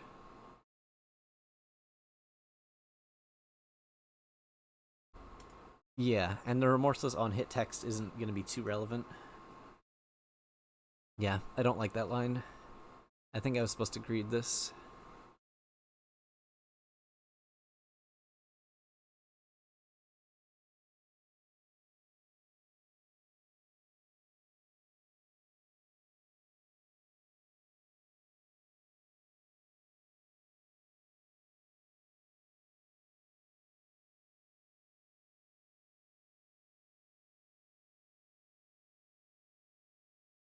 I'm curious what I mean, I'll get to see it off the ponder, but we'll see what I would have drawn. Did I have an infecting shot in discard? I'm gonna rewind ever so slightly here. Nope. Like here. I want to see. Infecting shot would have been a better target here. Nope, it was only red in the ledger and Remorseless for the 1-cost attacks. They're really close. Remorseless could have been slightly better if he develops a dragon, but if he develops a dragon, I save the health. No, I think red in the ledger is slightly better here. It's really close though. Uh, and most of the time I'm just gonna get 2 cards, so I wasn't too worried. Okay, so had I opted the card to the bottom, I would have just fired a red in the ledger at the dragon, and it wouldn't have made much difference. Okay, we'll fire for 15. I hear 15 is a pretty good number.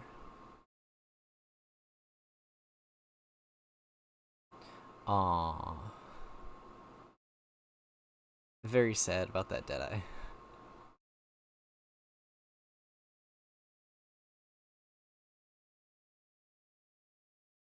Yeah, if that was another buff and was just 18 on hit, Seek and Destroy, Blood Rot, Ponder, and like Inertia or something, like, I guess the Inertia wouldn't be good, but yeah, hands like this are quite nice.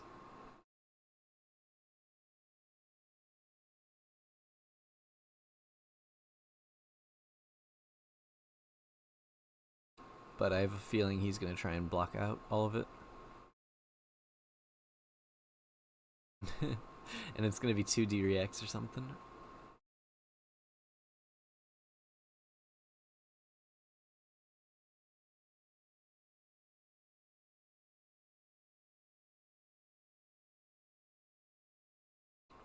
But that's fine. I guess kind of one of the overarching strategy things here is we've noticed he only has 1 Ashwing, which is really big. I've been able to clean up. I've been able to find windows to clean up the other dragons. So any hand where I just take he gives me his entire hand to block is fine with me. This looks quite good.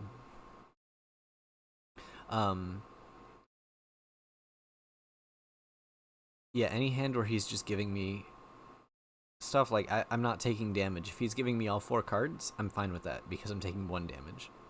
As opposed to if there's like a Yenderai or a Nekri or something in play, all of a sudden I'm taking a lot more damage on those turn cycles where he just gives me his entire hand. So I've got 2 kind of main options here. It's a Seek and Destroy in Arsenal? No, it's a Deadeye in Arsenal. So I could cast the Deadeye. Yeah, even just the 1 Yenderai is a little bit slow. But it's much faster. Much faster than an Ashwing.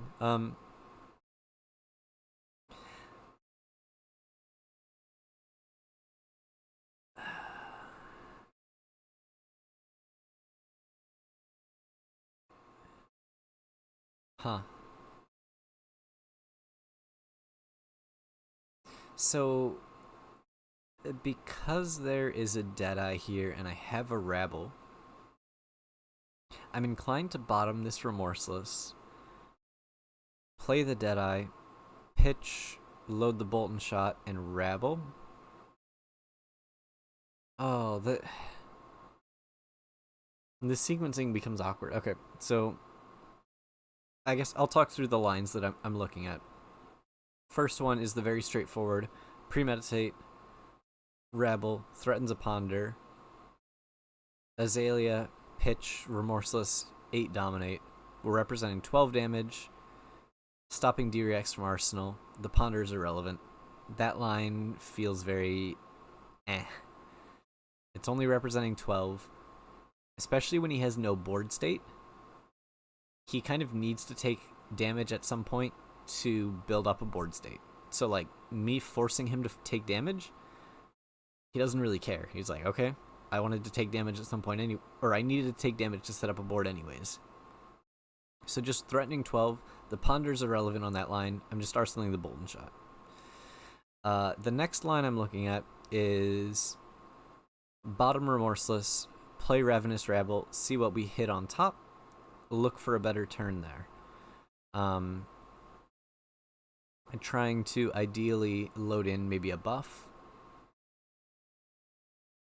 No, even a buff isn't that great. No, I'm not sure that I like that line. So we'll skip over that one. Next one is play Deadeye, pitching the Bolt and Shot, blue.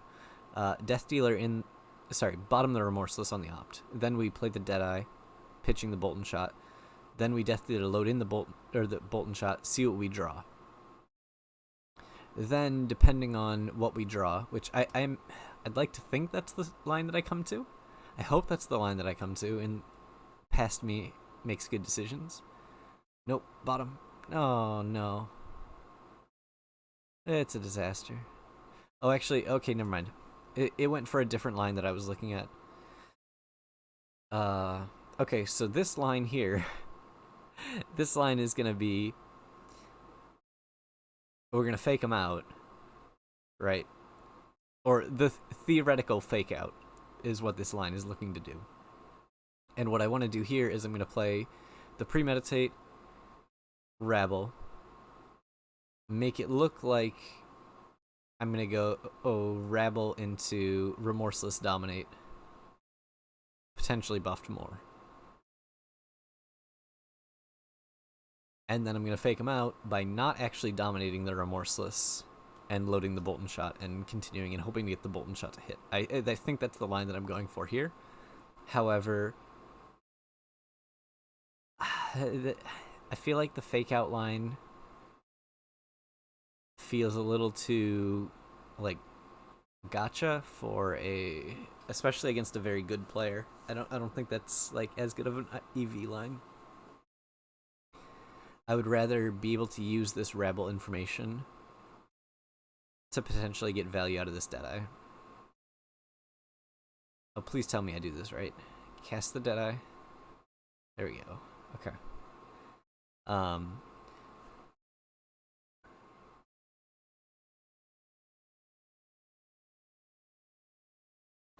Yeah, the gotcha line, whoops.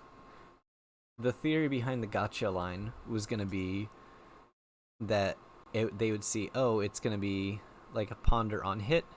If I get them to block some of the rabble, then this bolt and shot for 10 may hit, which then would let me to reload the remorseless and fire it. But that's not going to work against Noah. I don't think that was a good play, because now I'm stuck with this stranded remorseless. Okay, so it would have been a rabble on top. So if I just bottomed the remorseless, I would have drawn the rabble, and then I guess we'll see what the next card I draw is. Next card would have been premeditate.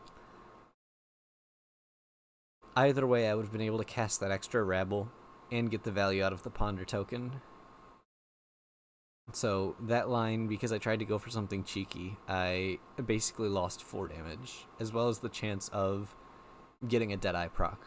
Like, the line with the rabble, if the rabble reveals something on top, I would be able to... Sorry, not the line with the rabble. The later line that I was talking about, where I load first and then rabble after. Because I've played a Deadeye, it leaves me open to finding a Deadeye proc turn. So that just would have been significantly better. But it is what it is.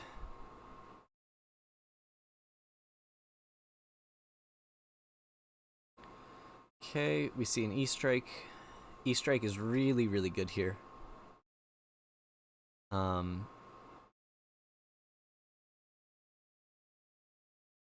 I've got 2 options here. Or, I mean, there's 2, like, real options here. And I think it's a pretty clear winner. First one is... Well, actually, every line is going to be rabble into Death Dealer load, into E-Strike go again, into arrow. The question then becomes where I'm playing my premeditate and which arrow I'm firing.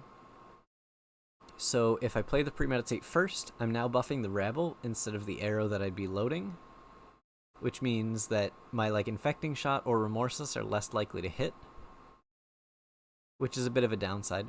The thing is, I really, really, really want my ponder draw on this line. So I think it is correct to play the premeditate first. And then, because I'm anticipating them blocking a lot of cards, I'm going to be ending on the infecting shot, strictly because I don't think the remorseless damage is going to matter. And I'm not that worried about stranding a D-react, because I'm not hitting them with inertia or anything. I think I'm okay with getting D-reacted from Arsenal. So just, the assessment is leave the E-Strike on top, play the premeditate, play the Ravenous Rabble for 7, pitch Rain Razors, load Infecting Shot, draw the E-Strike. E-Strike 5, go again, bottoming the Remorseless. And then fire the Infecting Shot. So then it's just 7-5-5, which is really, really awkward for like anyone to block. Which means most likely I'm getting my Ponder.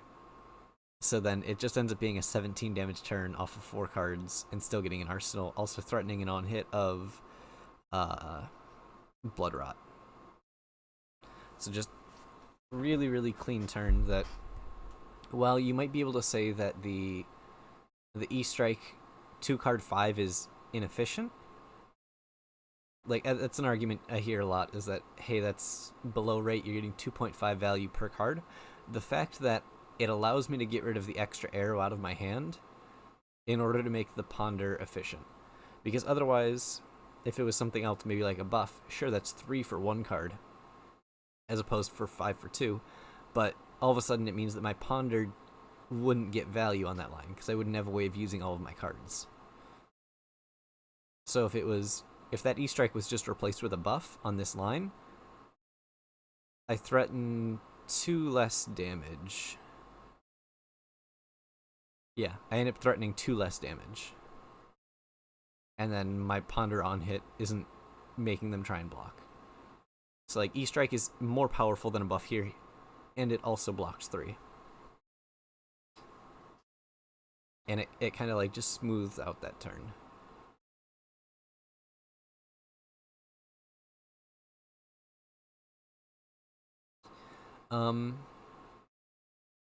Now, one of the unfortunate parts about this line here is it's quite telegraphed. It's revealing the E-Strike on top. Very common play pattern is going to be pitch a pitch card to load an arrow and fire, and then revealing the E-Strike with the Ponder makes it very clear that this is going to be a 7-5-5, maybe a 7-5-4 or something. But it's very clear what my turn is going to look like. So this should be the Infecting Shot loaded. I think, at least. Actually, maybe it's close. No, because the Remorseless on hit doesn't really matter. And yeah, so if I load the Remorseless, he's just going to play the D-React on the E-Strike, if it's in Arsenal. Also, sending Remorseless to the bottom of the deck for later off of like a knock to close out the game is more valuable. Yeah, so I definitely like this more.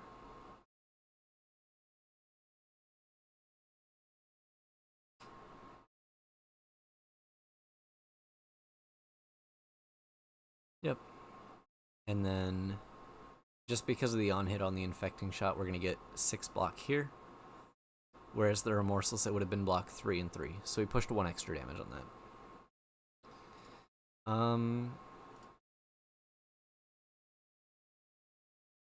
This hand is not great.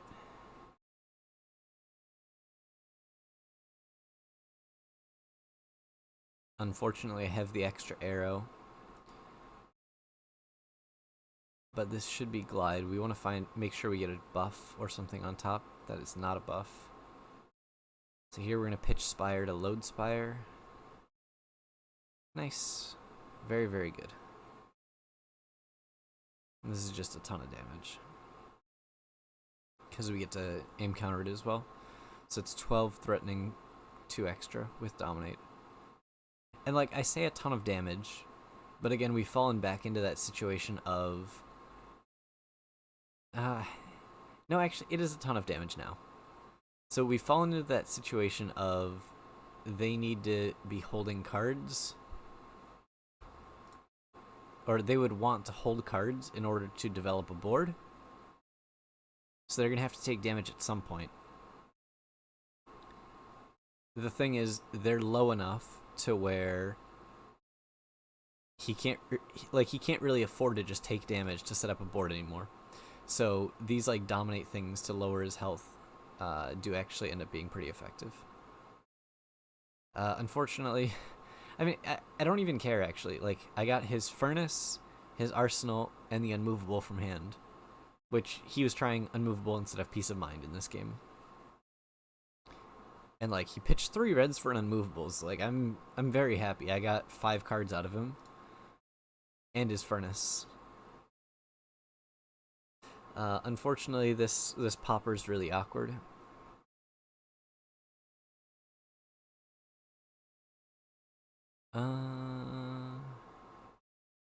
Interesting. I bottomed it. What was I looking for? So I could have just Azalea'd and had this be 7 dominate.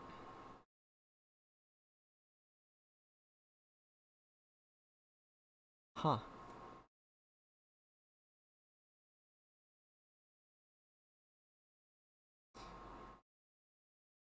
I kind of like just having that be 7 dom. Oh, no. I think the reason is I want to use the Azalea ability afterwards with the knock. That might be the logic. Yeah. Pitch here. Oh, this is difficult.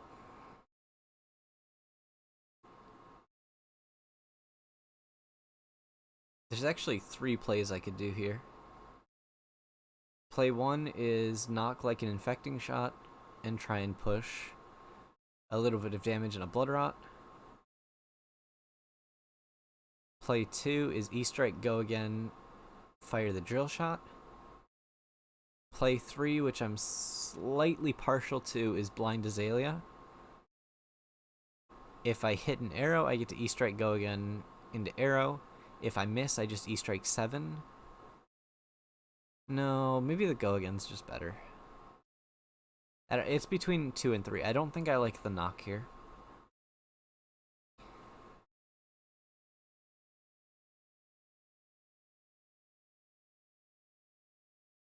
Yeah, I don't like knock here. No.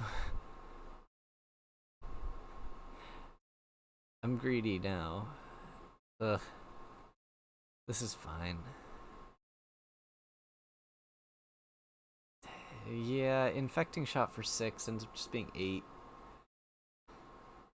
I guess. Yeah, actually, no. No, this is. Yeah, that's just right. Never mind. Knock infecting shot is good. I forgot about the blood rot damage. Or I didn't count that in there.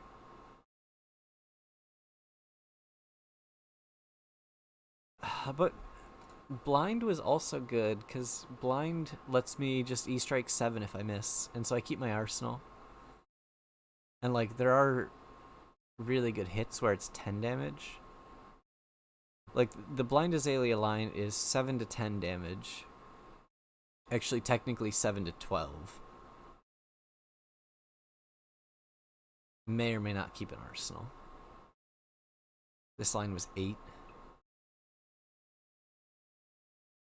Huh.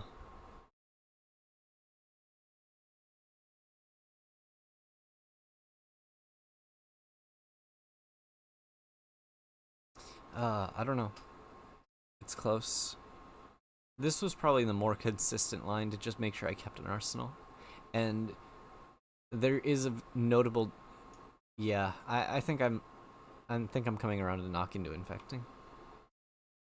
And the line with the blind also leaves my arsenal face up, which is significantly less valuable than face down because of the cross wrap.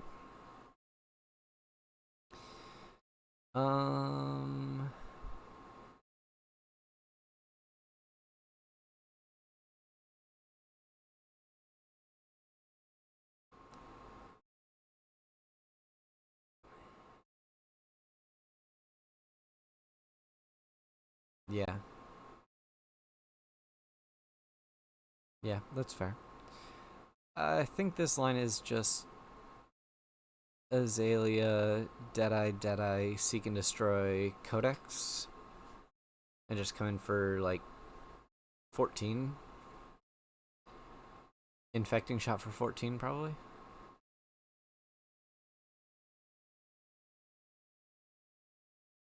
And just... But we're never giving him the breathing room to develop a dragon.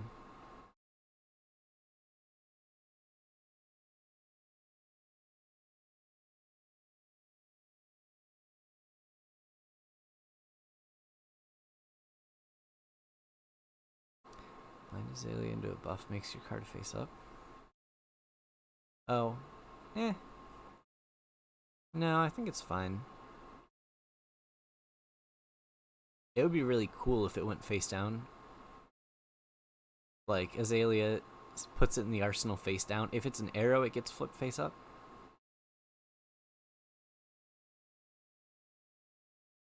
Yeah, that's fair. The Codex would have been the nuts on that other line. Like, that's a line where the current game state dictates very much so how I proceed there. Like, on that other line, if it was like super close and I needed to like crawl back into the game, the Blind Azalea becomes really good. But because I was so ahead, I think the consistent turn was just what we ended up deciding as the knock just being better.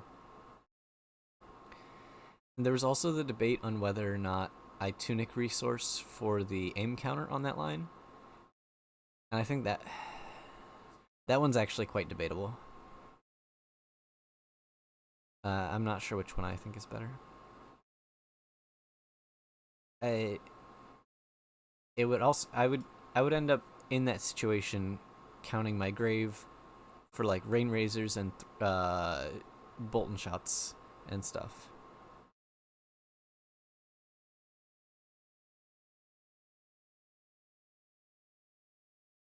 Okay, so he played a Yenderai here,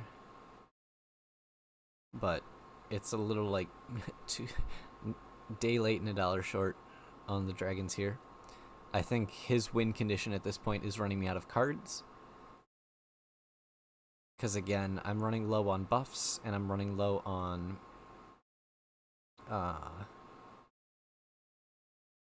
yeah, I'm running low on buffs, and I'm running low on like arrows. So if he can survive like a couple more pushes, there's a chance he can get there. But damage is not his win condition anymore.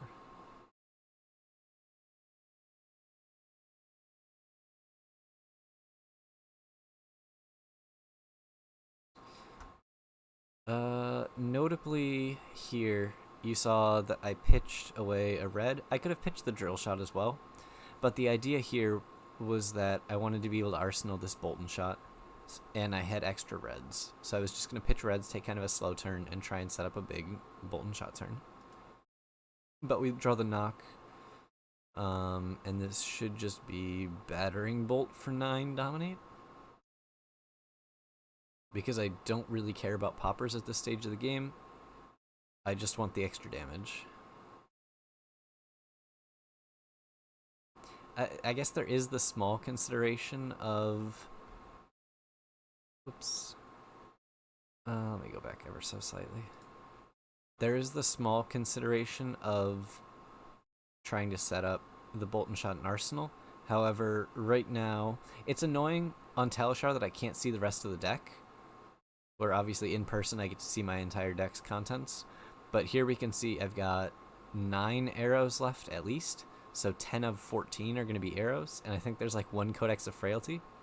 Which means with only like 3 buffs left, it's not great odds that I get to do a ton with like a Bolton shot and arsenal.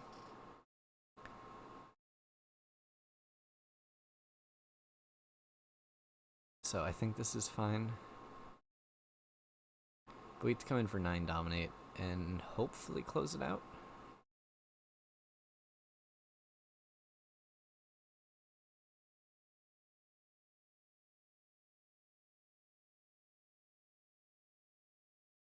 Yeah. I need to get in a better habit of clicking on my deck in my recordings after games. Because that is one nice feature on Talishar, that you're able to click on your deck after the game and just see what's remaining. Alright.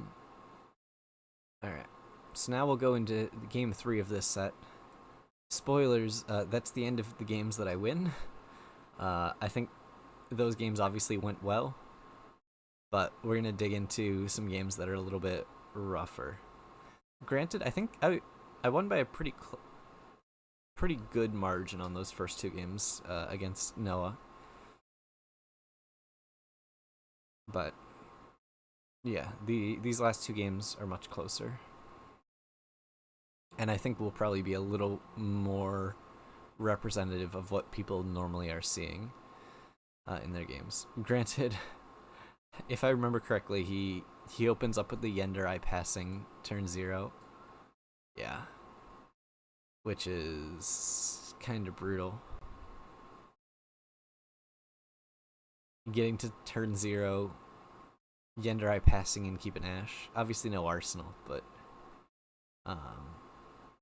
it's just kind of a rough spot to be in.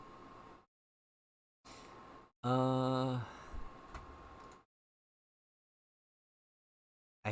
think at this juncture of 40 to 40, I think killing the Yenderai is correct.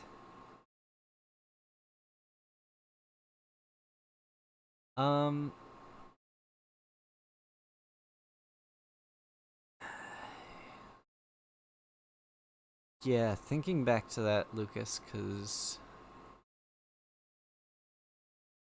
Huh. Because he was on 4? Yes, they were functionally very close. You might be right. But I think the theory is if he does have something like a sand cover or an oasis, pushing the extra damage and getting to see the hand could be valuable.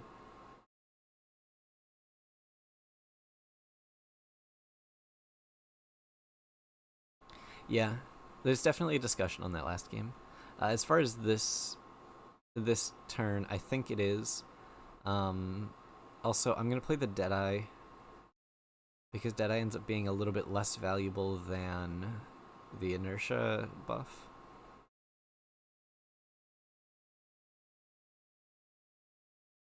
Yep, and then we get to reload the E-Strike, which is always a nice little cheeky thing you get to do on this line of getting to see what you're in Arsenal.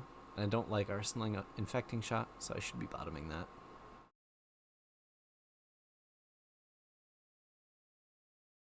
I don't know why I'm hovering go again.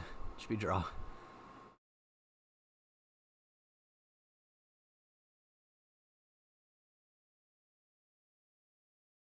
What am I doing? There we go. Past me is just trolling future me.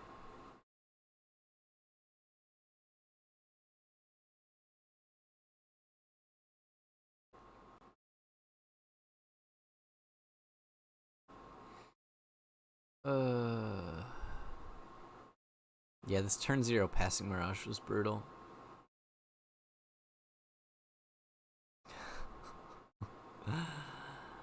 Oh, it's a disaster. Now I realize why I lost this game. And he doesn't even attack with the Yenderai.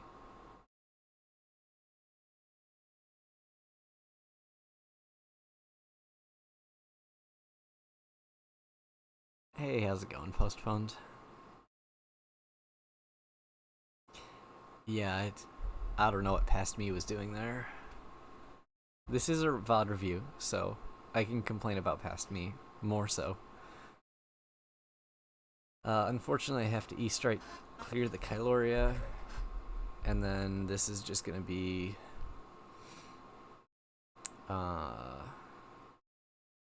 fire an infecting shot for 8.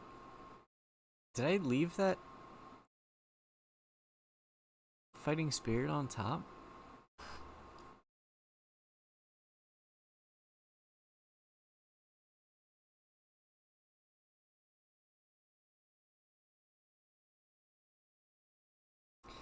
Yeah, so during Pro Tour testing, I recorded most of my testing sessions, so I just have them locally on my computer. Actually, some of them got uploaded privately to YouTube for my team. So whenever the team needed, like, if they wanted to see how a testing session went, or I said, hey, there was something interesting, we could go back and review it as a team. But these games were from, yeah, probably a week or two, probably 2 weeks prior to Pro Tour. And obviously I wasn't able to share it because it was Noah. This is against Noah Clark. Obviously couldn't share what he was testing, because he's showing his list, I'm showing my list. So none of this was available, but now that Pro Tour's over, he said he was okay with me sharing it.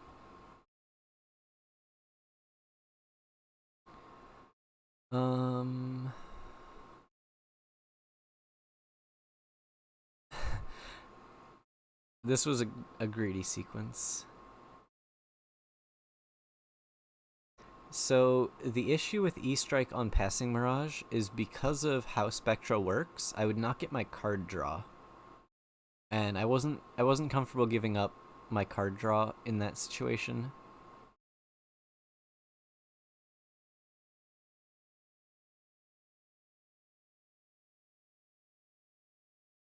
Because Spectra procs when you target it, and the draw happens when it becomes attacking.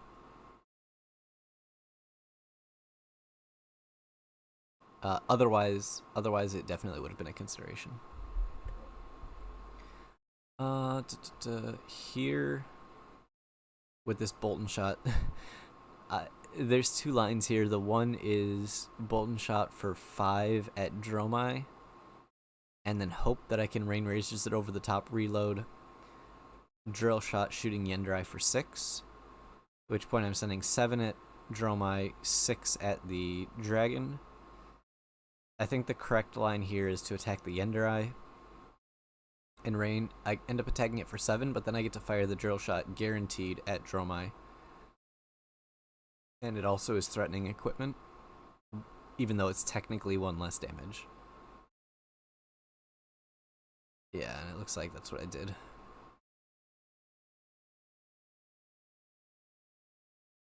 But I felt like I was like on Dragon cleanup duty a little too early in this game, and I wasn't too happy with it.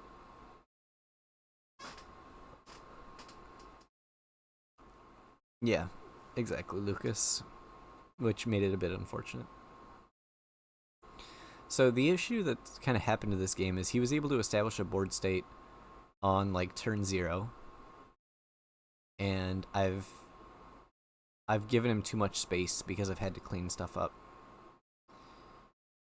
And I've drawn poppers, but I can't pop anything because he's got the Passing Mirage in play. And then when he did play a dragon that had Phantasm, he just decided randomly not to attack with it, so I had to kill it. Actually, maybe not randomly. No, it was probably just intentional. He knew that.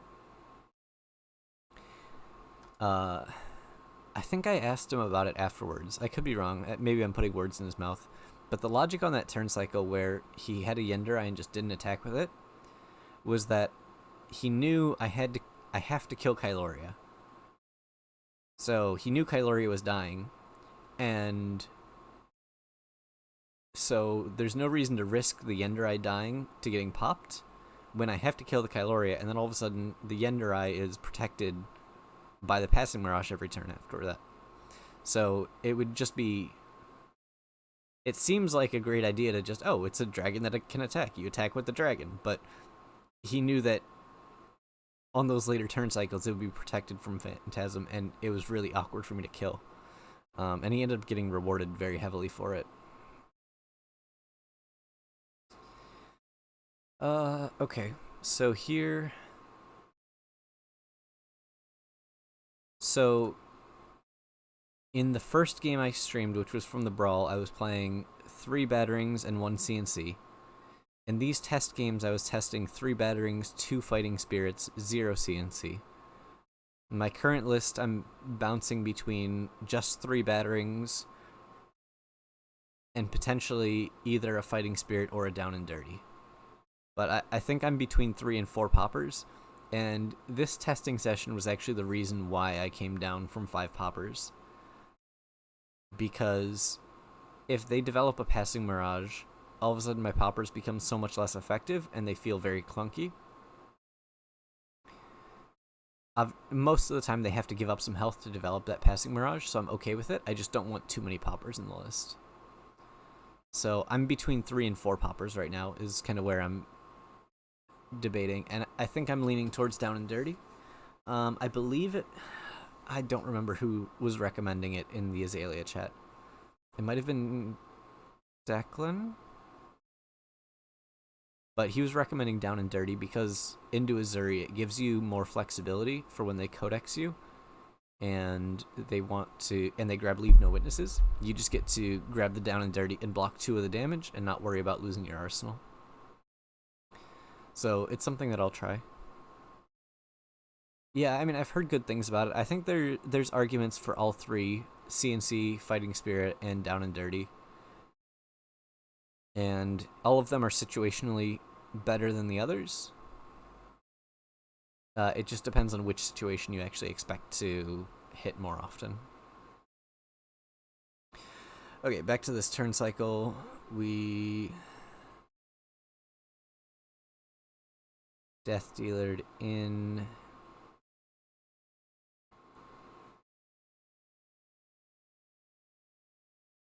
Yeah, exactly.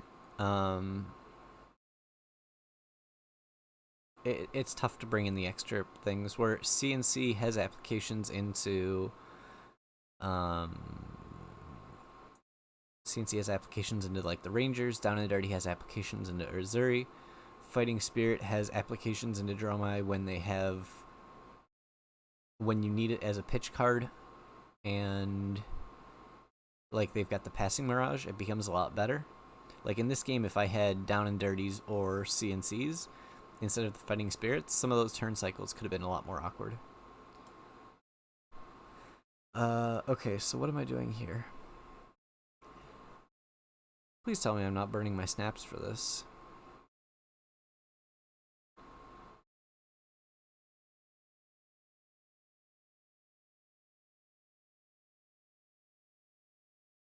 Okay, good. Yeah, this just so awkward. Like I haven't been able to make anything happen here. This could be good though.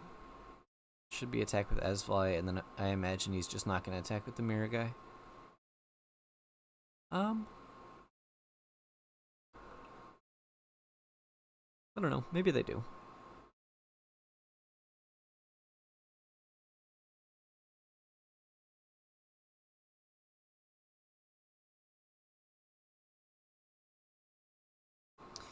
Yeah, I could see it more so in the Sandscour list. But there are applications of when you like opt into it.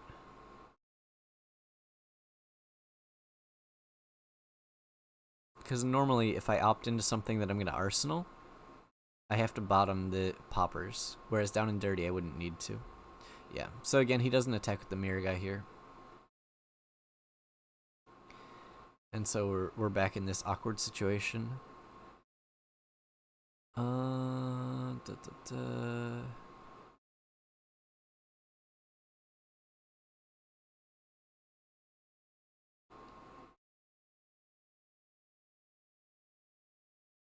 This is a weird hand.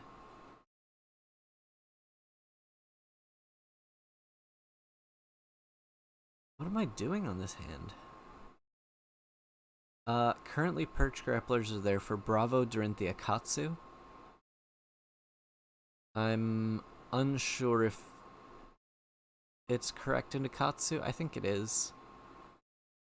There's also discussions about bring them in against Oldham when you're playing the Dreadbore New Horizon, as it gives you extra protection from things like Command and Conquer, as well as like Buckling Blow Buckle if they wanted to play that. You'd have like the option of giving up your Perch Grapplers in Tunic to protect your New Horizon. And a 3-block, obviously.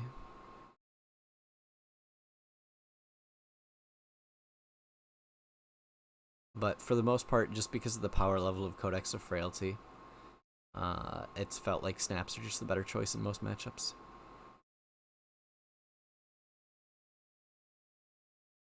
I've been on snaps in the mirror match. I haven't felt that 2 block is enough to stop an on hit most of the time. What was I doing here?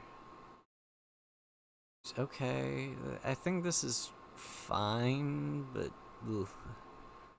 That line was a little bit weird.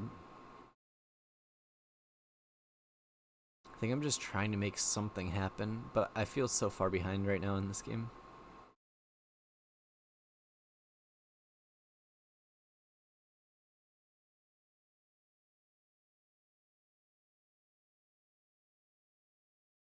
Yeah, cross wrap with Dreadbore just felt quite underwhelming.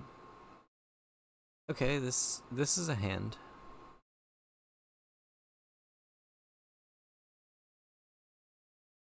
So the issue with that, with New Horizon Dreadbore into Dromai, is that you lose a lot of your, like, just raw damage output, your turnover turn damage output. You get,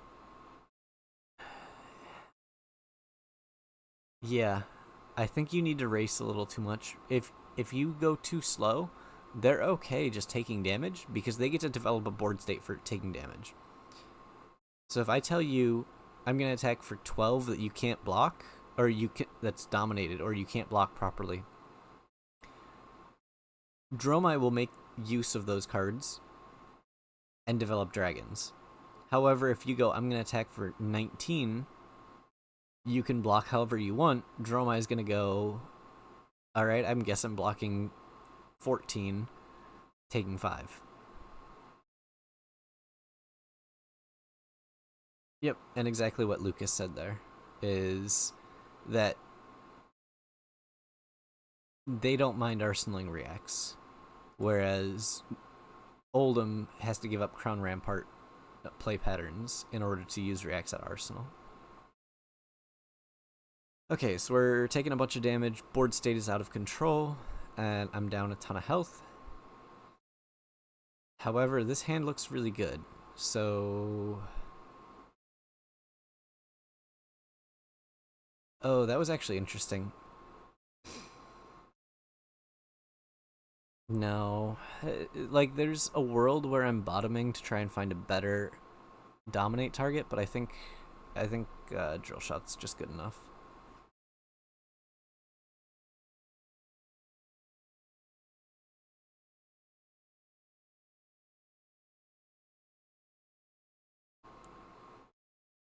No. Into Bravo, you have to play Death Dealer. I think you just die. Bravo doesn't run enough defense reactions against us. Okay, so I do kill Azalea here.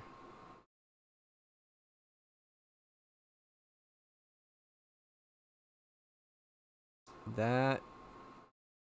What did...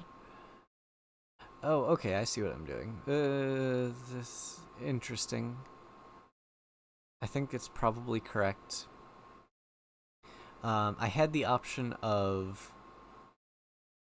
going for a very tall... Well, I sent the Rebel at Azalea, and then I decided I also needed to kill Dromai. So I had to spend 6 damage to kill the Dromai, but I got the reload, so I'm still going to get to fire this drill... Oh, I ended up going for the full clear here. Interesting. I don't know if I agree with that. Maybe it's fine because they've got so many defensive cards. I had like the working theory that they would have some stranded defensive cards, and then I'd be able to take tempo after clearing the board.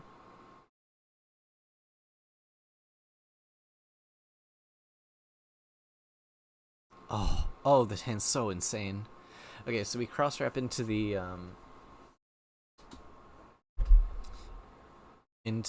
Bolton shots. Then we get to Azalea, into the Bolton shot. Then fire at the Necria, Rain Razors. It's 5. Kills the Necria because of the life loss. Reload a Bolton shot, fire a Bolton shot, and then I'm likely going to end up... Am I pitching? It's a close debate between pitch or not.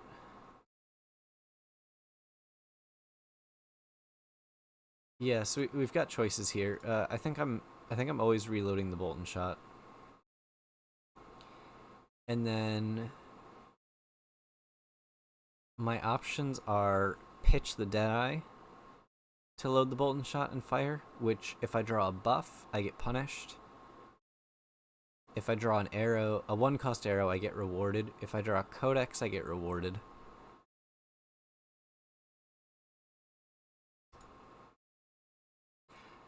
I think I'm pitching the Deadeye here.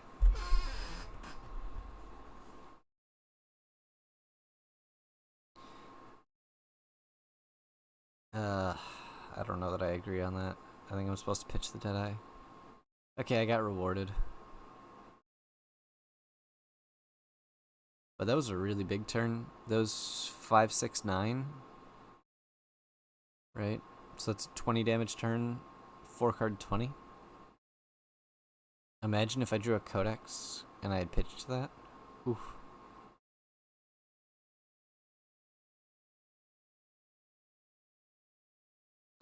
But I got to clean up his board state and represent a ton of damage. So this might be my way back into the game. But yeah, I think I was supposed to pitch the Deadeye. Because it left me more good draws.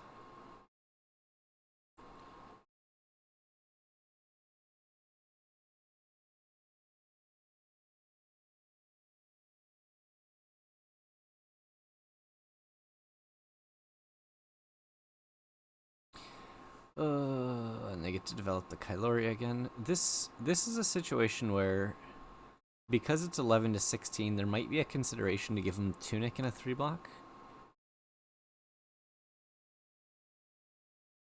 Then again,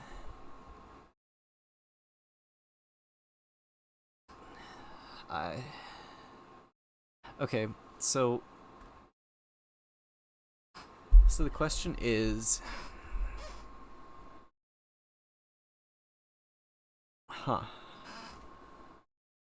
if I give Tunic and a 3-block, he still has 3 cards left, which means I risk getting something like Sea and Seed, at which point I'm very sad. And I don't really want to be very sad. So I think due to the risk of like CNC, I think I have to just take this.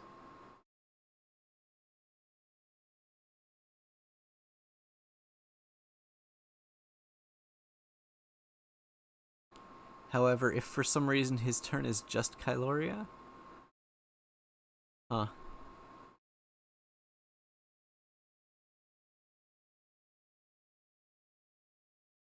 Uvia is fine. Annoying, but fine.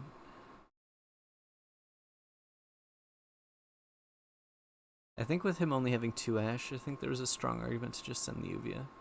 But I got away with that pretty comfortably.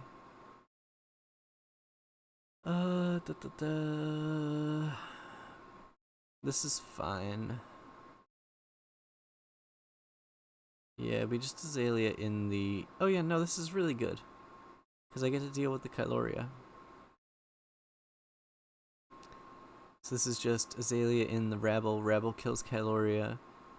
Pitch Deadeye to Death Dealer. Fail to load, play the pre-med. And then grab like a red in the ledger because I need to keep him off cards.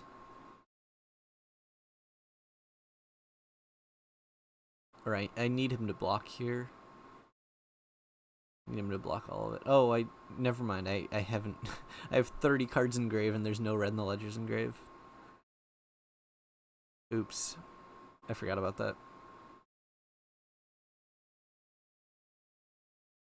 Either way, I just wanted to get cards out of his hand.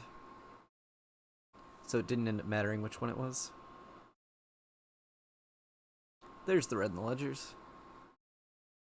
Burn them all is going to be a problem very quickly.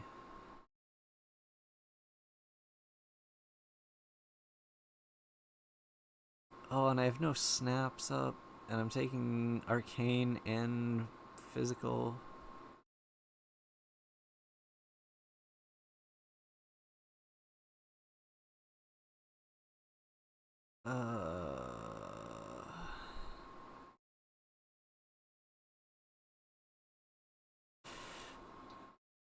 Okay, so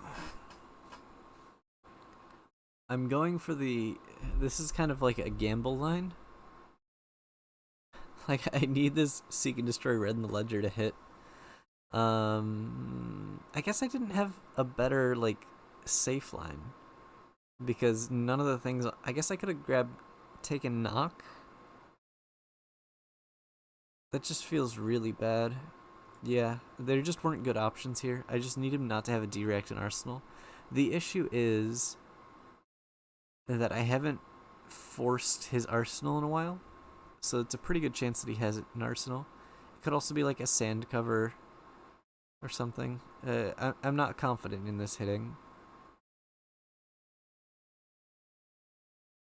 Da, da, da. That was an option. Oh, he had the Oasis Respite and like a Sink Below. Paying to.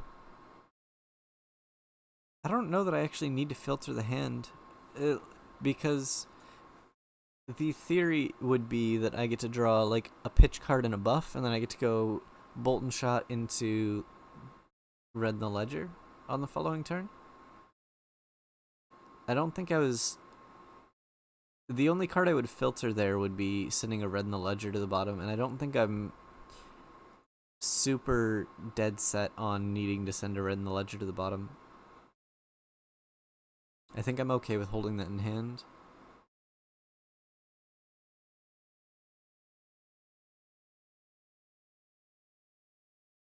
And unfortunately, we're at the 1-1-1-1-1 stage of the game.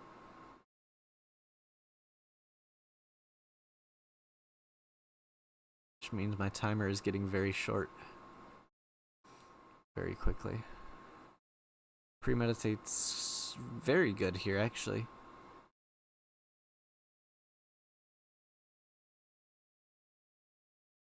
Because we get to go 6 into 8 Dominate. And still get my Ponder.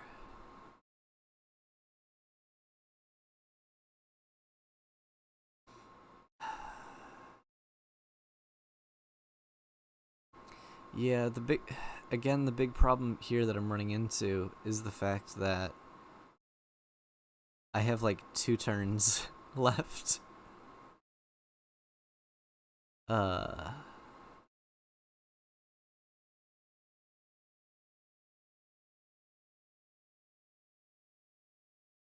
It has to be Red in the Ledger here.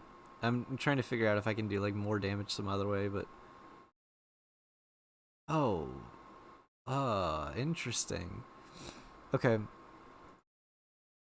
So, I think the theory here on this attack is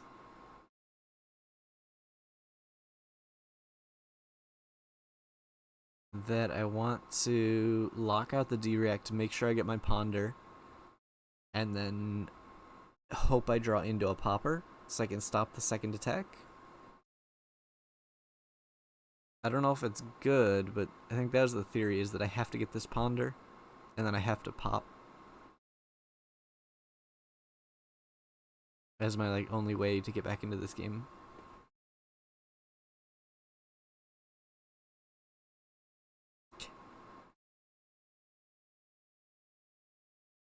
Okay. And I did not draw a Ponder or a Popper.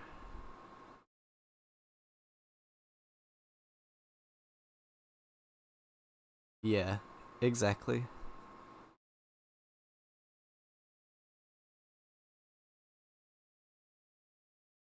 Yep, I think I just scoop here.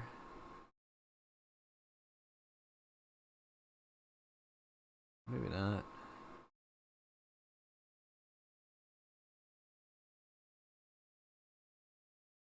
Probably should have.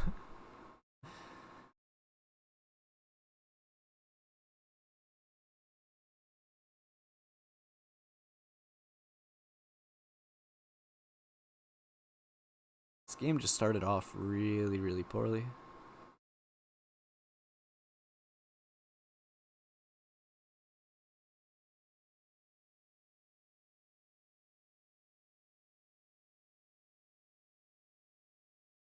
Yeah, so it wasn't unmovable in Arsenal.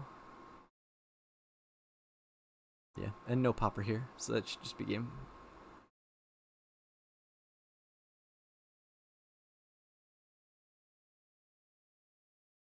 Oh, he didn't. Never mind, he didn't play a red, so technically not game. Functionally game, but technically not game. Okay, there's a popper on top.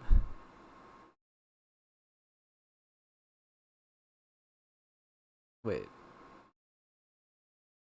Oh, he undid and I passed, and then I was like, wait, what? There we go.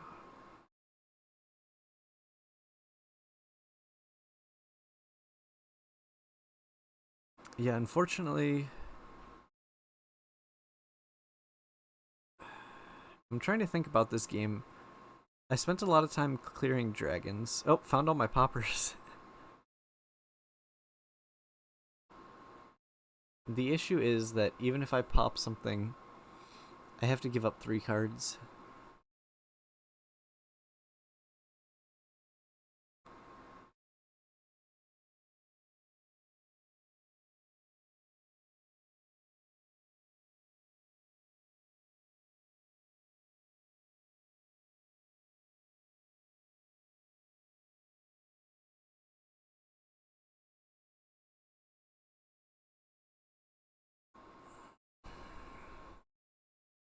Yeah, I don't think there's much more to figure out from this.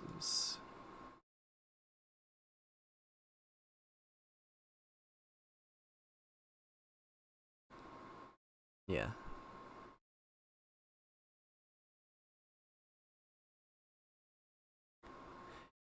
Yeah, Findel's Fighting Spirit was actually somewhat relevant there. The issue was that there was a burn them all.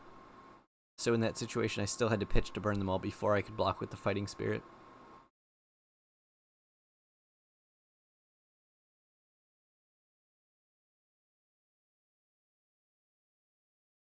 So there was no way for me to hold 2 cards there.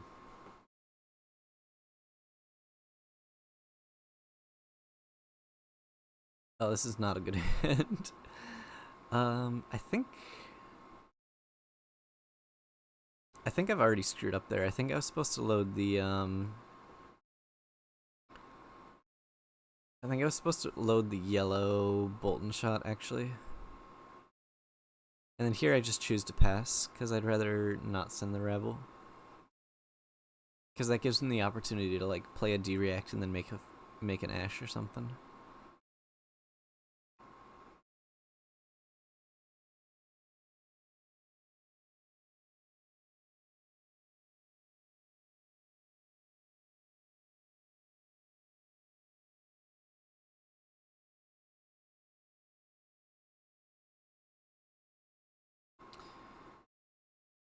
Interesting that I decided to go for that.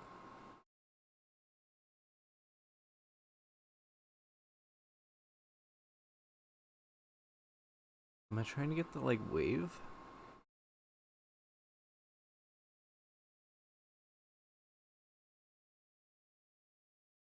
Huh.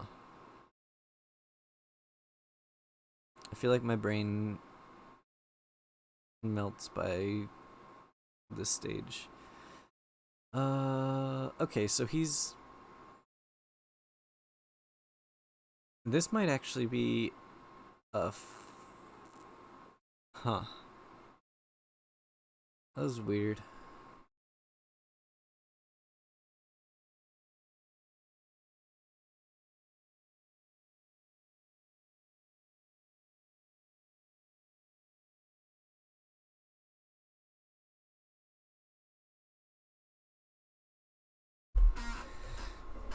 I think I passed priority. Yeah. If for some reason he tried to furnace, I would do a ton of damage, but he wasn't going to.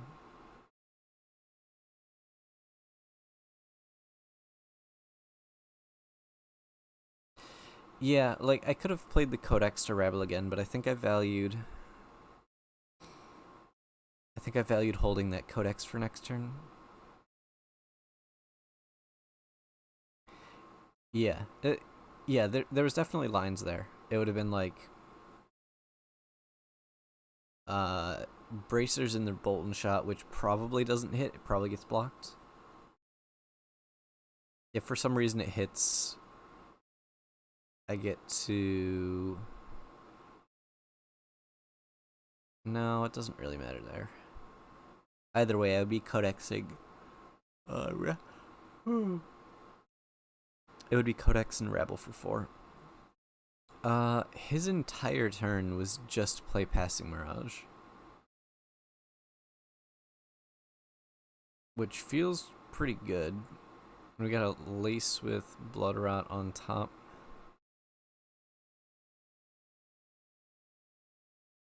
And we fire for 9 and really hope he lets it hit. If he lets it hit, it's real good for me. I have a sneaking suspicion that it doesn't hit, but...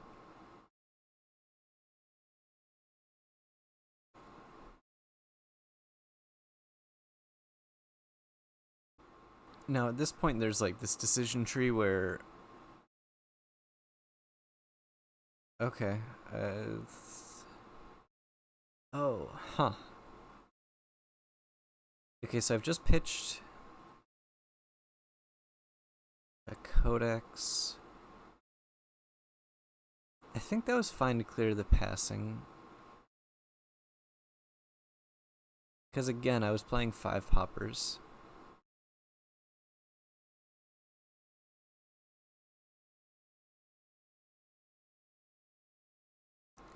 So in these second 2 games, I spent a lot of time trying to clear.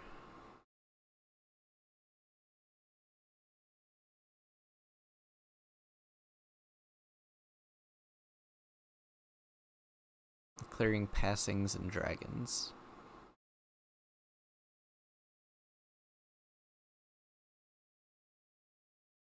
Man, this is so tempting to try and get the double Deadeye on this Bolton shot.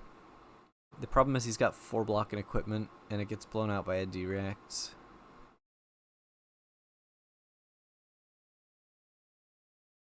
There we go. That was... Oh yeah, that was just a way better line. I don't know what I was thinking. Because now...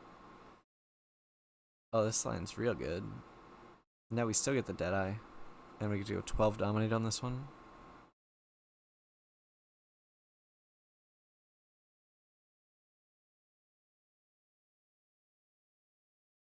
Deadeye double Blood Rot.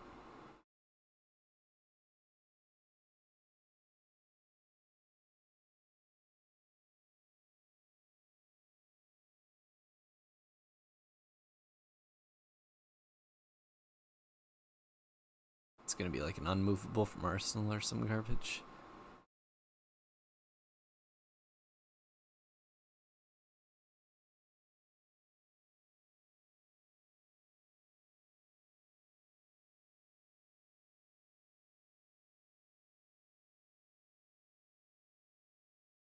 And with my Tunic up, Arsenaling a Remorseless doesn't feel that bad.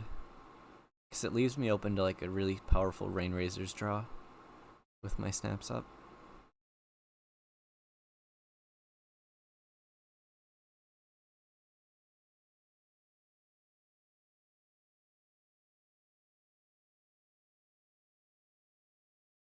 It's got like 4 block and equipment essentially. But the thing is, like, if he has like any way of blocking this, I think he has to go for it. Because assuming the Deadeye on hit is valued at like 3, this is basically 12 on hit 7 more value. Yeah. So he is going to need to block it with double D-React or something.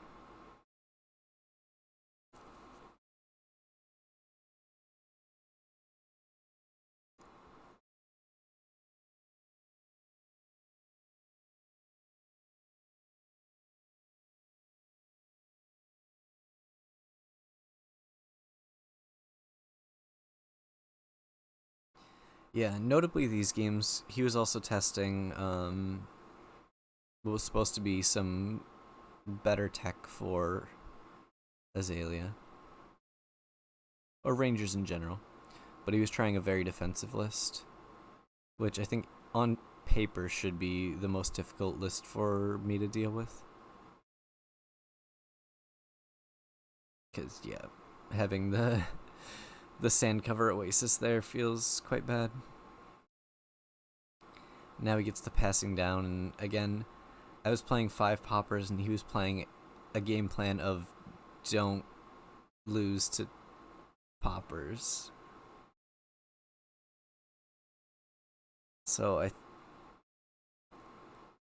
another thing is I just opted a popper to the bottom, and I'm probably going to send another popper to the bottom here. But I'm leaving it on top? What am I doing?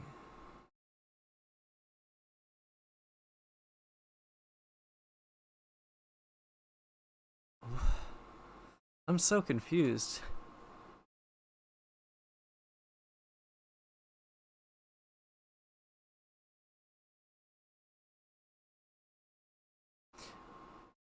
Alright, my brain must have been fried at this stage of the game. Oh, wait, no, I cleared everything? Wait, maybe... Okay. My current day brain is fried. So let me try and figure that out. Okay. So I opted to clear out all of that and leave the popper on top. The thought process was we're going to clear all of his ways of dealing with or all of his anti-phantasm stuff, and we'll draw a popper. I'll get to use the popper and play out this codex. I don't know if I like that. So the other line was opted to the bottom and then go E-strike, bottoming, battering bolt, go again at him. Remorseless pitching drill shot for 5 at him. Snaps codex. And codex, I would have the option of sending a 4 damage at the mirror guy, or I could tunic 5 at him. I think I needed to give up on popping stuff for the rest of the game, especially when I'd be able to send 2 poppers to the bottom on here. But I think I was trying to lean into having 5 poppers in the deck a little too hard instead of just giving up on them.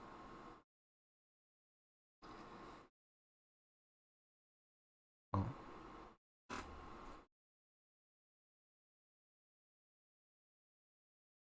Because, yeah, in these last 2 games, I was trying very hard to, like, make sure I could get value out of my poppers, and then he just played around me getting value out of my poppers. So even here, it's just cast Necria and pass, because it was rather telegraphed that I had, it was telegraphed that I had a popper there, so he knew not to swing.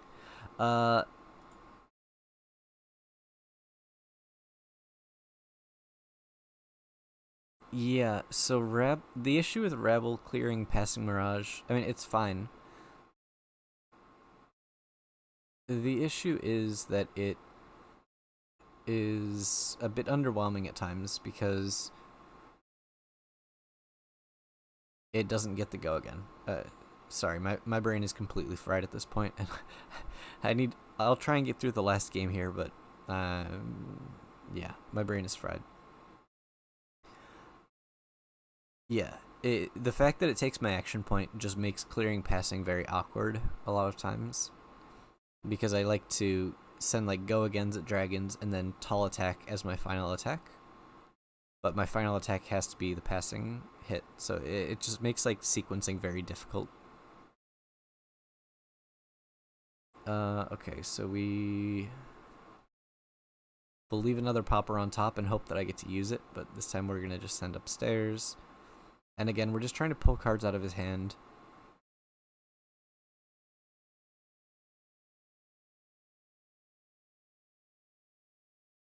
So this game, like, it seems like it started off poorly, but at the same time, he has one dragon in play, and I've taken all of his equipment.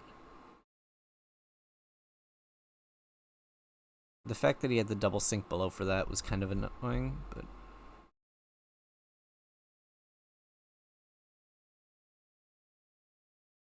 I think this is a mistake to pop.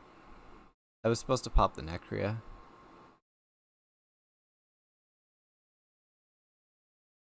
And he had the Dromai Azalea. Because I think killing Dromai is a little bit easier than killing Necria. Not a ton, though. Oh, into the dust step. Holy cow. That hand was, like, perfect for him. He had the double sink below for my infecting shot with, I think it was threatening 2 blood rots. And then got to play the 3-card Dromai Azalea dust step through a popper. Oh, it's so brutal.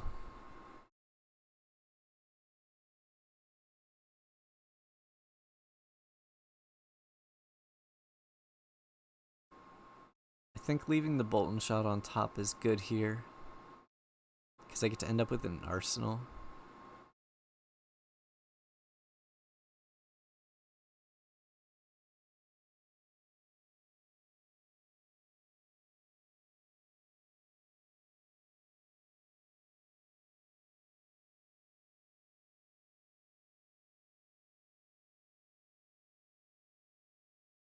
And so I take all of the cards out of his hand. I take 3. This is actually a pretty good hand, but I've leaked a bunch of damage. And I haven't been able to keep the board under control.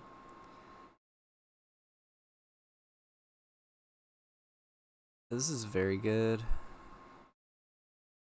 I need to play the Seek and Destroy here. Oh no, I'm getting greedy.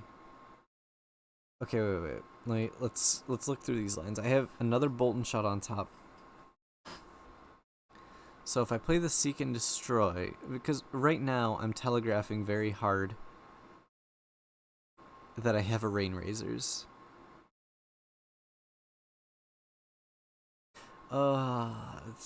It's difficult. So if I play the Seek and Destroy and then Rain, I don't ever get to triple arrow here without my snaps bracers, which is just bad. However, if I go Bolton shot here, Rain, I can reload the Seek and Destroy, and then fire the other Bolton shot for 5, dominate, and then Death Dealer in the Red in the Ledger. I could also just Red in the Ledger for 10 here. Afterwards, Arsenal the second Bolton shot.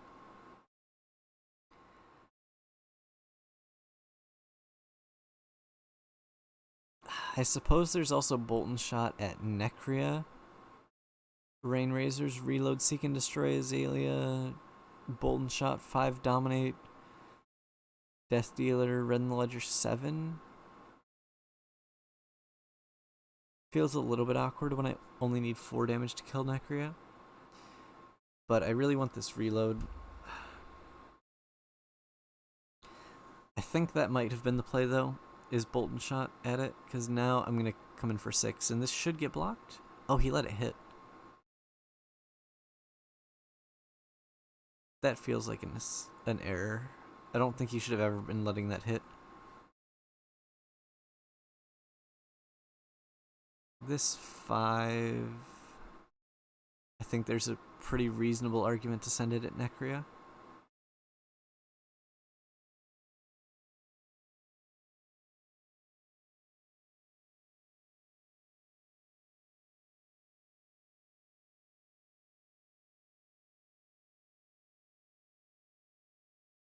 I don't know, I feel like my dragon prioritization on these last 2 games has been a little awkward.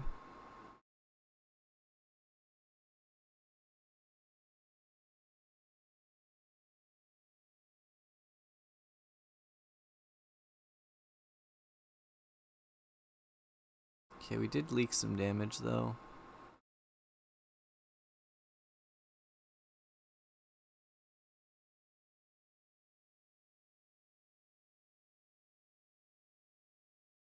Yeah. Because now the Necria just gets an extra attack. Or more than one extra attack across this. And my like health total starts dropping too quickly because I didn't clear it.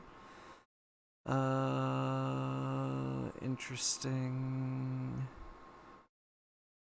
Oh no, this is real good. Nope, no pay. Yeah, I'm curious if this game flips if I just decide to kill that Necria instead of sending 5 extra damage.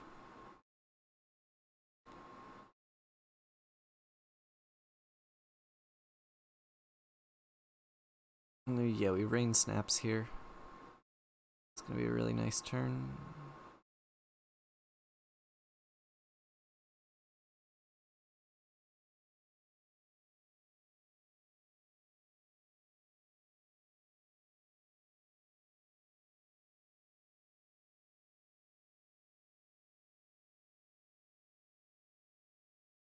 The issue is he has... Oh, okay.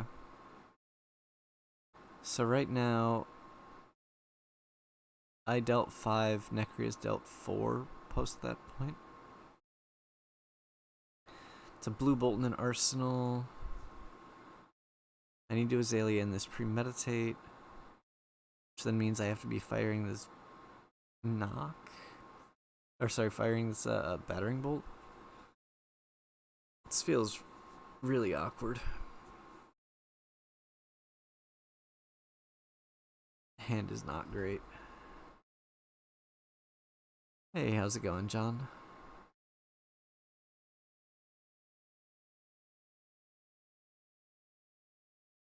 What does this hand end up doing? I think unfortunately it does just have to be Azalea in the premeditate. Pitch.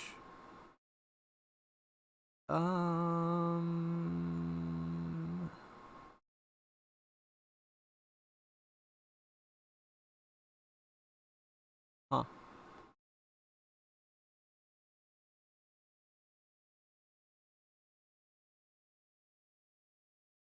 I didn't need to pause it.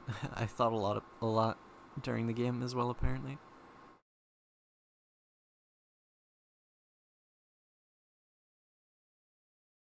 Oh, yeah, that makes sense. Is I choose... Okay, I've committed to just going face for the rest of the game now, unfortunately.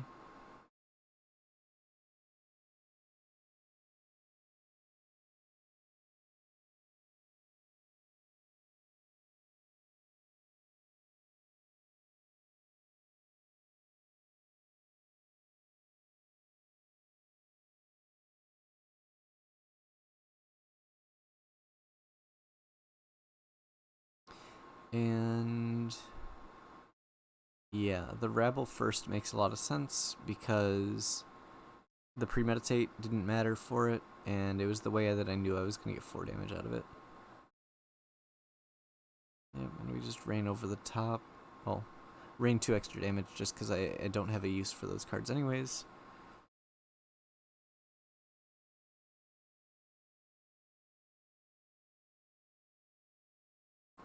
And they have the double D react anyways, so I wasted the rain. A little bit of a bummer, but is what it is.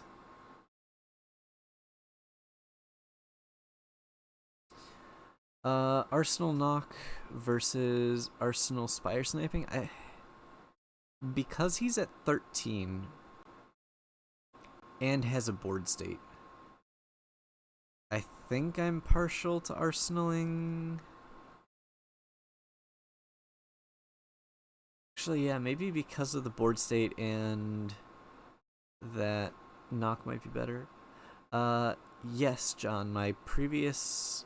I guess it got split into 2 streams because I got DC'd, but the last time I streamed, that was me streaming the new Baltimore Sandscour list. So yes, I have, and I did play it on stream. It was very fun. I lost lost to Dromai's with it, and I lost to a mirror match, but beat everything else. So yeah, if the deck is very fun, I think it has a lot more potential than I thought it did at release. So yeah, deck is pretty good. I was happy with it. But yes, my previous stream was that. Okay, so this Necria had. Huh. This is.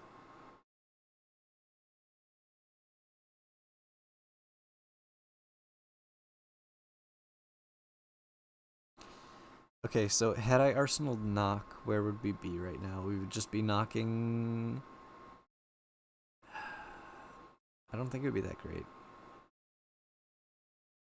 Yeah, I think I still prefer arsenaling Spire sniping over knock.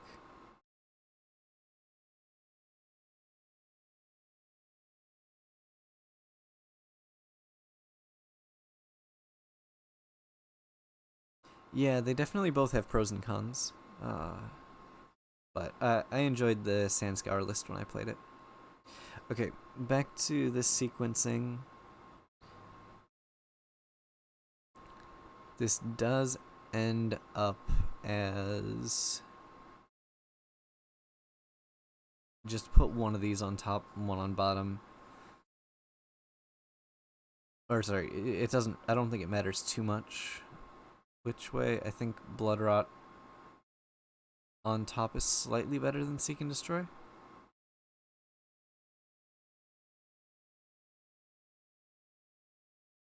And then this should be Premeditate first.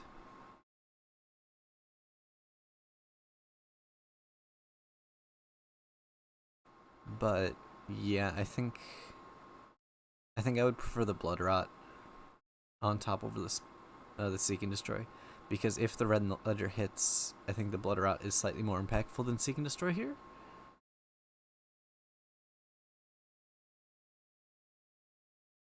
I don't know, it's close, but I think that damage is important here.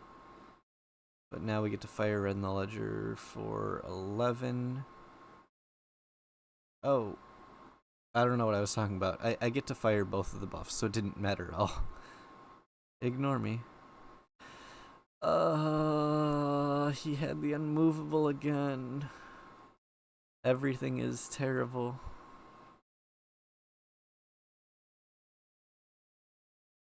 I don't think they ended up on unmovables in the final list, as they are a bit rough into everything else. Also, Bolton Shot on top is great here.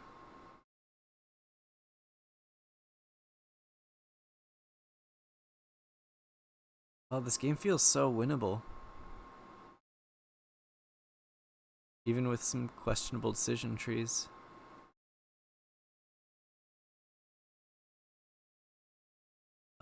Yeah, I think I do end up hardcasting the Codex, which I don't actually know that hardcasting the Codex was right there.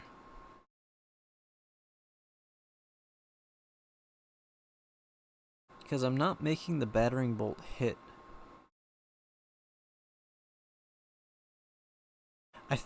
Because I already had a ponder, I think I'm supposed to hold the Codex there.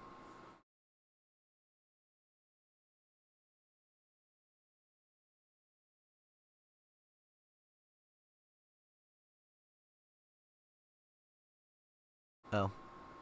Didn't matter, drew another Codex anyways. So this should just be Dust Step for... Oh no, he Necros for 4, that makes sense. Okay.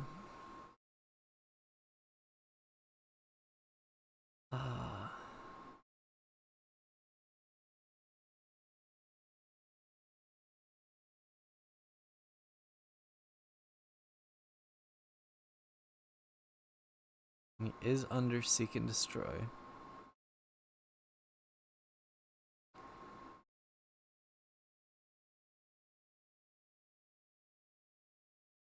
I think I'm blocking with Battering Bolt, because I don't see a way that I get to use this Battering Bolt next turn.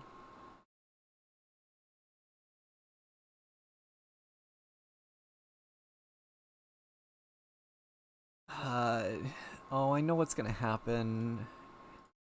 I don't remember these games well enough, but just based off the fact that I don't win this game, yeah, it's not gonna hit a buff. Yep, it's like it needs to be a buff on top, and it's just not.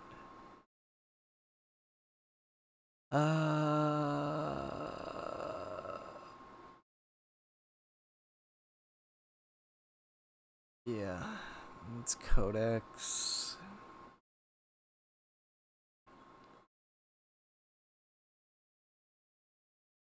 Yeah, so then this should be Codex or Azalea and Codex. Play the Codex at Arsenal. Discard Deadeye. Get a. Okay, yeah, I'm going back to think about it.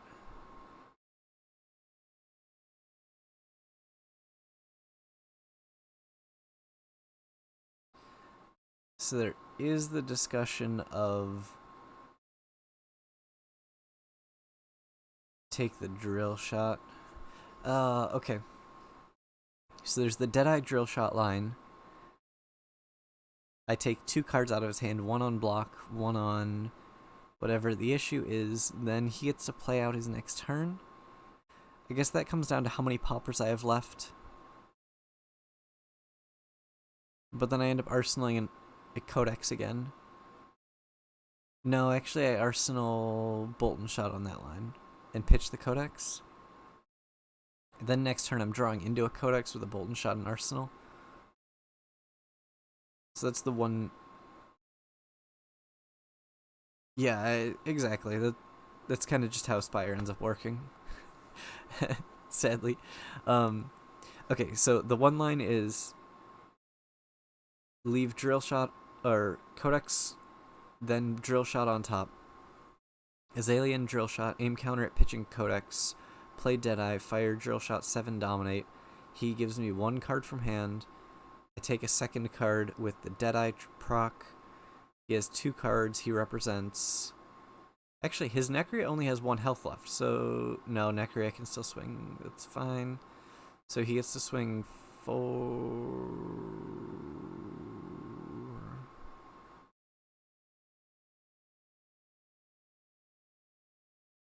4, 7, 8. Either way, he's forcing blocks. So on that line, I'd be checking for what my popper count is left.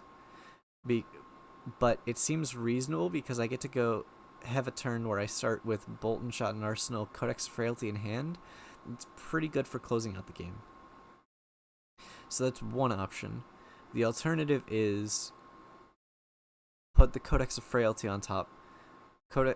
Load in the Codex of Frailty. Play the Codex of Frailty, grab like a Rabble. Fire Rabble. Sorry, discarding Deadeye. Then we Bullseye Bracers in the Bolt and Shot, fire that, and then Codex of Frailty again. That only ends up being like 12. Yeah, that line like caps at 12, which feels not good. Is that the line I ended up on? I don't like that. Caps at 12, likely pulls 3 cards out of his hand? I don't know, maybe pulling 3 cards out of his hand.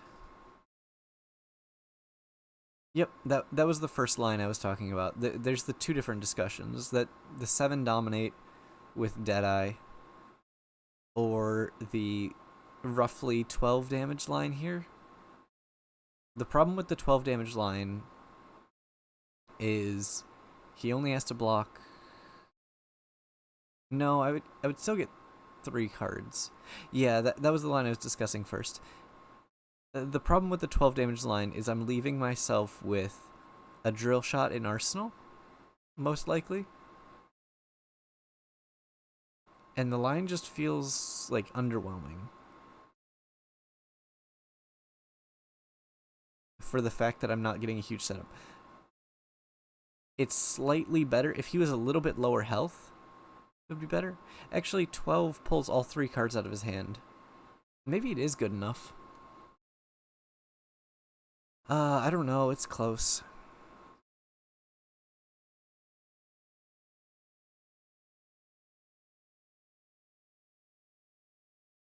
But the issue is, yeah, the issue just comes down to on the Deadeye line, I get blown out by like a sand cover or an Oasis Respite. Although I guess I'm still getting 2 to 3 cards out of his hand. Oh, I don't know, these lines, it's so close. I guess the next thing to check, if I wasn't doing it just from a video. No, what am I doing? Why did I discard a Codex of Frailty? What the heck?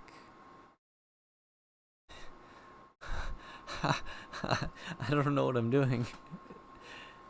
So apparently that's how I lose this game, is me just playing terribly.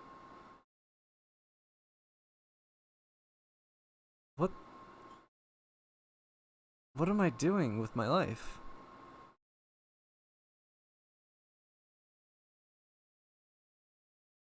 I'm kill. What am I doing? I'm attacking a dragon. Okay, so that's why I lost this game. I had no business losing this game. I was like, wow, this feels like a very winning position. Huh. Imagine if that last card in my hand was a Codex.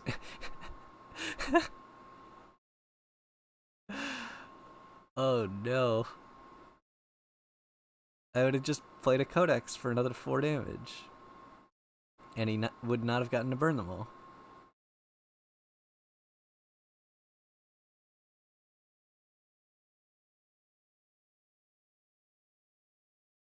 Wow, that was really bad.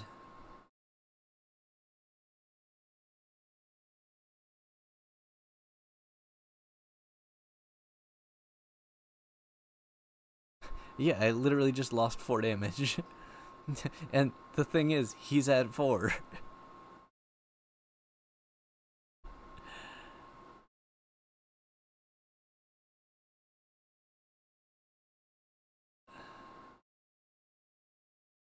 Oh. Oh, yeah. That was another thing, is he attacked with the Necria. And then I popped it, and he's like, wait a minute, I was not supposed to attack with the Necria. And, like, for testing purposes, we realized that threatening the Dust Step ended up just being the stronger play from him. Which I think I'm also still supposed to block with the Fighting Spirit here.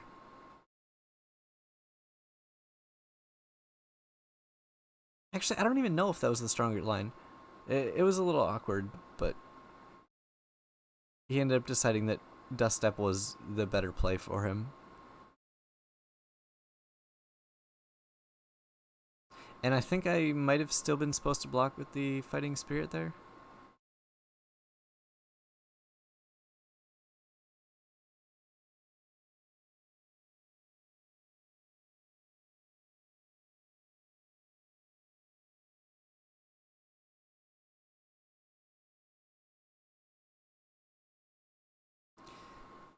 Yeah. And then I blocked with my Remorseless, not realizing that I needed the Remorseless because I didn't have any good arrows left in deck.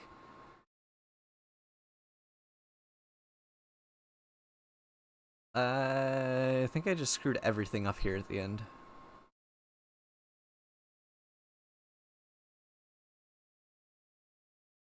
Yeah, and then he has like the Oasis, yeah. I think I just threw really hard like 4 times in a row at the end of this game. This game was very winnable.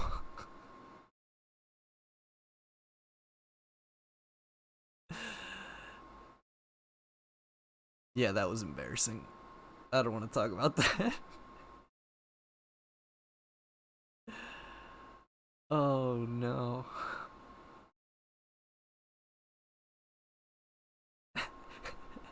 I think I have like 6 arrows still in deck, and I somehow don't hit any of them. Also notably, because I blocked with that Remorseless instead of the Fighting Spirit, my Remorseless isn't in deck anymore, so I can't dominate it. I have no more red arrows in deck.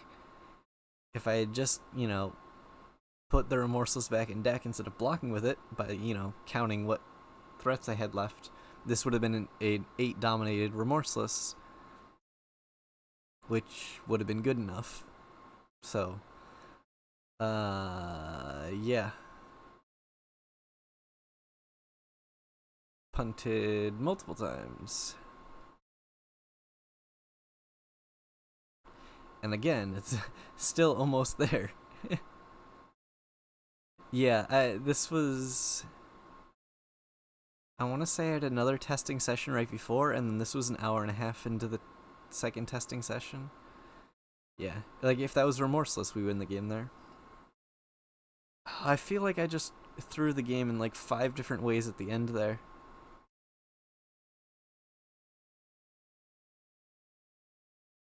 Yeah, and then he has the Dromai, which I can't deal with, and I'm out of threats. Wow, that ending was real bad. That's all I can say. Honestly, I feel a lot better about that last game. I thought it was just like, oh, we went 2-2, and it was rough. But that last game, I don't think I had any business losing. I think past me was like searching out how can I possibly throw this game, and I found it. Found it real good. I think I ran pretty hot game 1 and 2. Game 3, I think the start was just a little too powerful for me to ever come back from. And then game 3, I think, or sorry, game 4 was probably like a good example of what those games should look like. And there was a lot of back and forth, and I think with some cleaner decision points, that last game was very winnable. But sometimes you have games like game 3 where there's just nothing you can do, and those are the games that feel bad.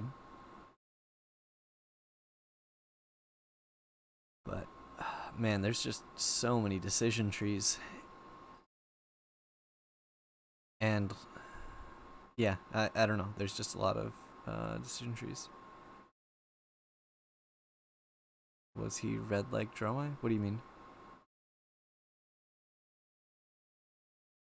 No, this was Big Dragon. We saw Necrias, and I think he boarded out Vincericais against me. Or maybe he just didn't cast them. There was Tumultize and Dominias they were getting blocked with. He just didn't get to cast them. He was running blues. He was running Unmovables, Oasis Respite, Sand Cover, Sync, and Fate against me. So this was like probably like about as defensive as of a Dromai deck as you can get.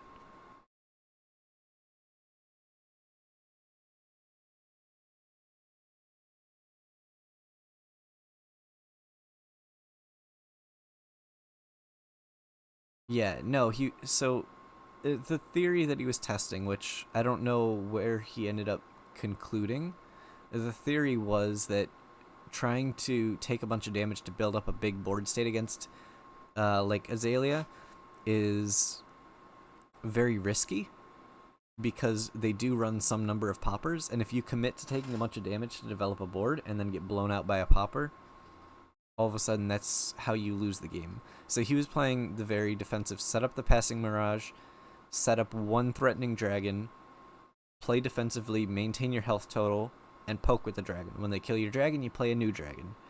Obviously, when I stumble and give him space, or I dominate and give him space, that's when he'll develop more dragons. But he doesn't want to go out of his way to develop dragons. Which actually kind of led to how that game 4 ended, where I ran out of threats because he blocked so efficiently.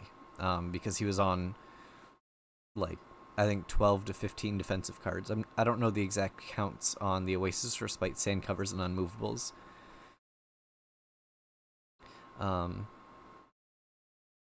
Yeah, I don't know if that ends up being the most efficient way to do it. Sometimes, yeah, I think it ends up being a stronger plan, just because it takes away that variance of getting blown out by a popper. Yeah, he was playing Unmovables, Sync Belows, Fate for Scenes, Sand Covers, and Oasis Respites. Again, this was at some point during testing, so I don't think that the unmovables ended up in the final list. But this was kind of limit testing of how defensive can you play into Azalea. And I think it might have been a little too far on the defensive side. Because again, I think had I played that last game cleaner, it would have gone 3-1.